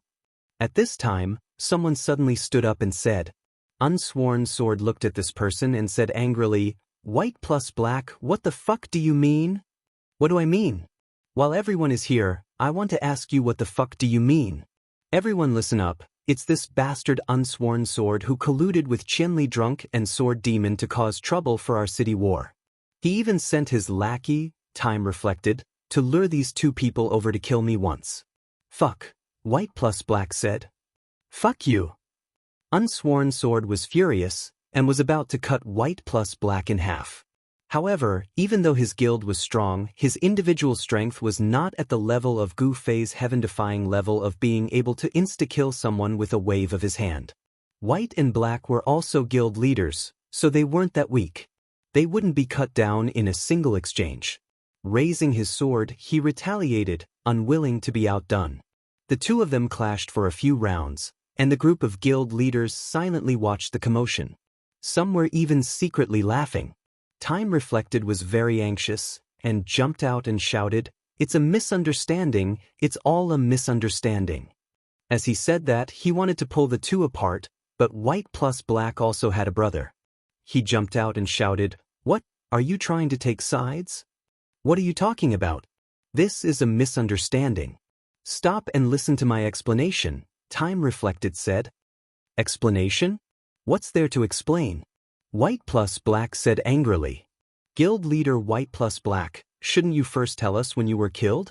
Time reflected asked. I was. White plus Black said 2 words and suddenly stopped. This was hard to say. How to say it? Say that I was killed on the way to snatch the Singing with Wine quest? Upstream against the flow was happily watching from the side. Time reflected was really cunning.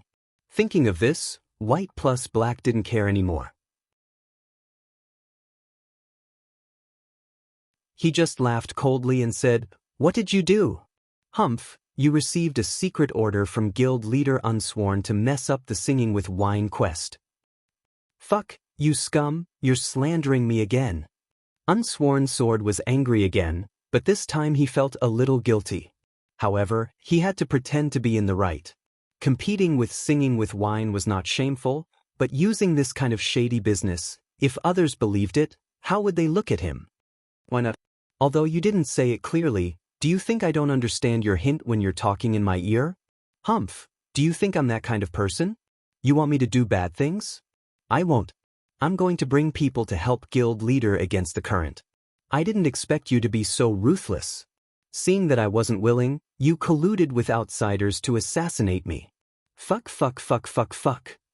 White plus Black was not called that in vain. He was very good at distorting black and white. His words were filled with truth and falsehood, but it was also reasonable. The most despicable people were invincible. Time reflected had a lot of tricks up his sleeves, but he was at his wits' end when it came to this kind of shameless person. His counterattack was really cool, smashing Unsworn Sword and raining the 4 seas black and blue. Everyone knew that there was definitely competition between raining the 4 seas and Singing with Wine. If they really knew that Singing with Wine had a quest to steal points, it was very likely that they would incite people to cause trouble. As for the fact that the White plus the Black didn't listen to the bluff and instead helped to sing and drink to the wine, this was a story that depended on the benevolent and the wise. In short, the days of Unsworn Sword and raining the 4 seas suddenly became very difficult. You're tuning in to the Passion Pages YouTube channel. We're so grateful for your support, and don't forget to subscribe to join us on this incredible journey through captivating stories. Your generosity through donations truly makes a world of difference, as it's the primary source of revenue that allows me to expand and enhance this channel for you. Thank you from the bottom of my heart for being a part of this adventure.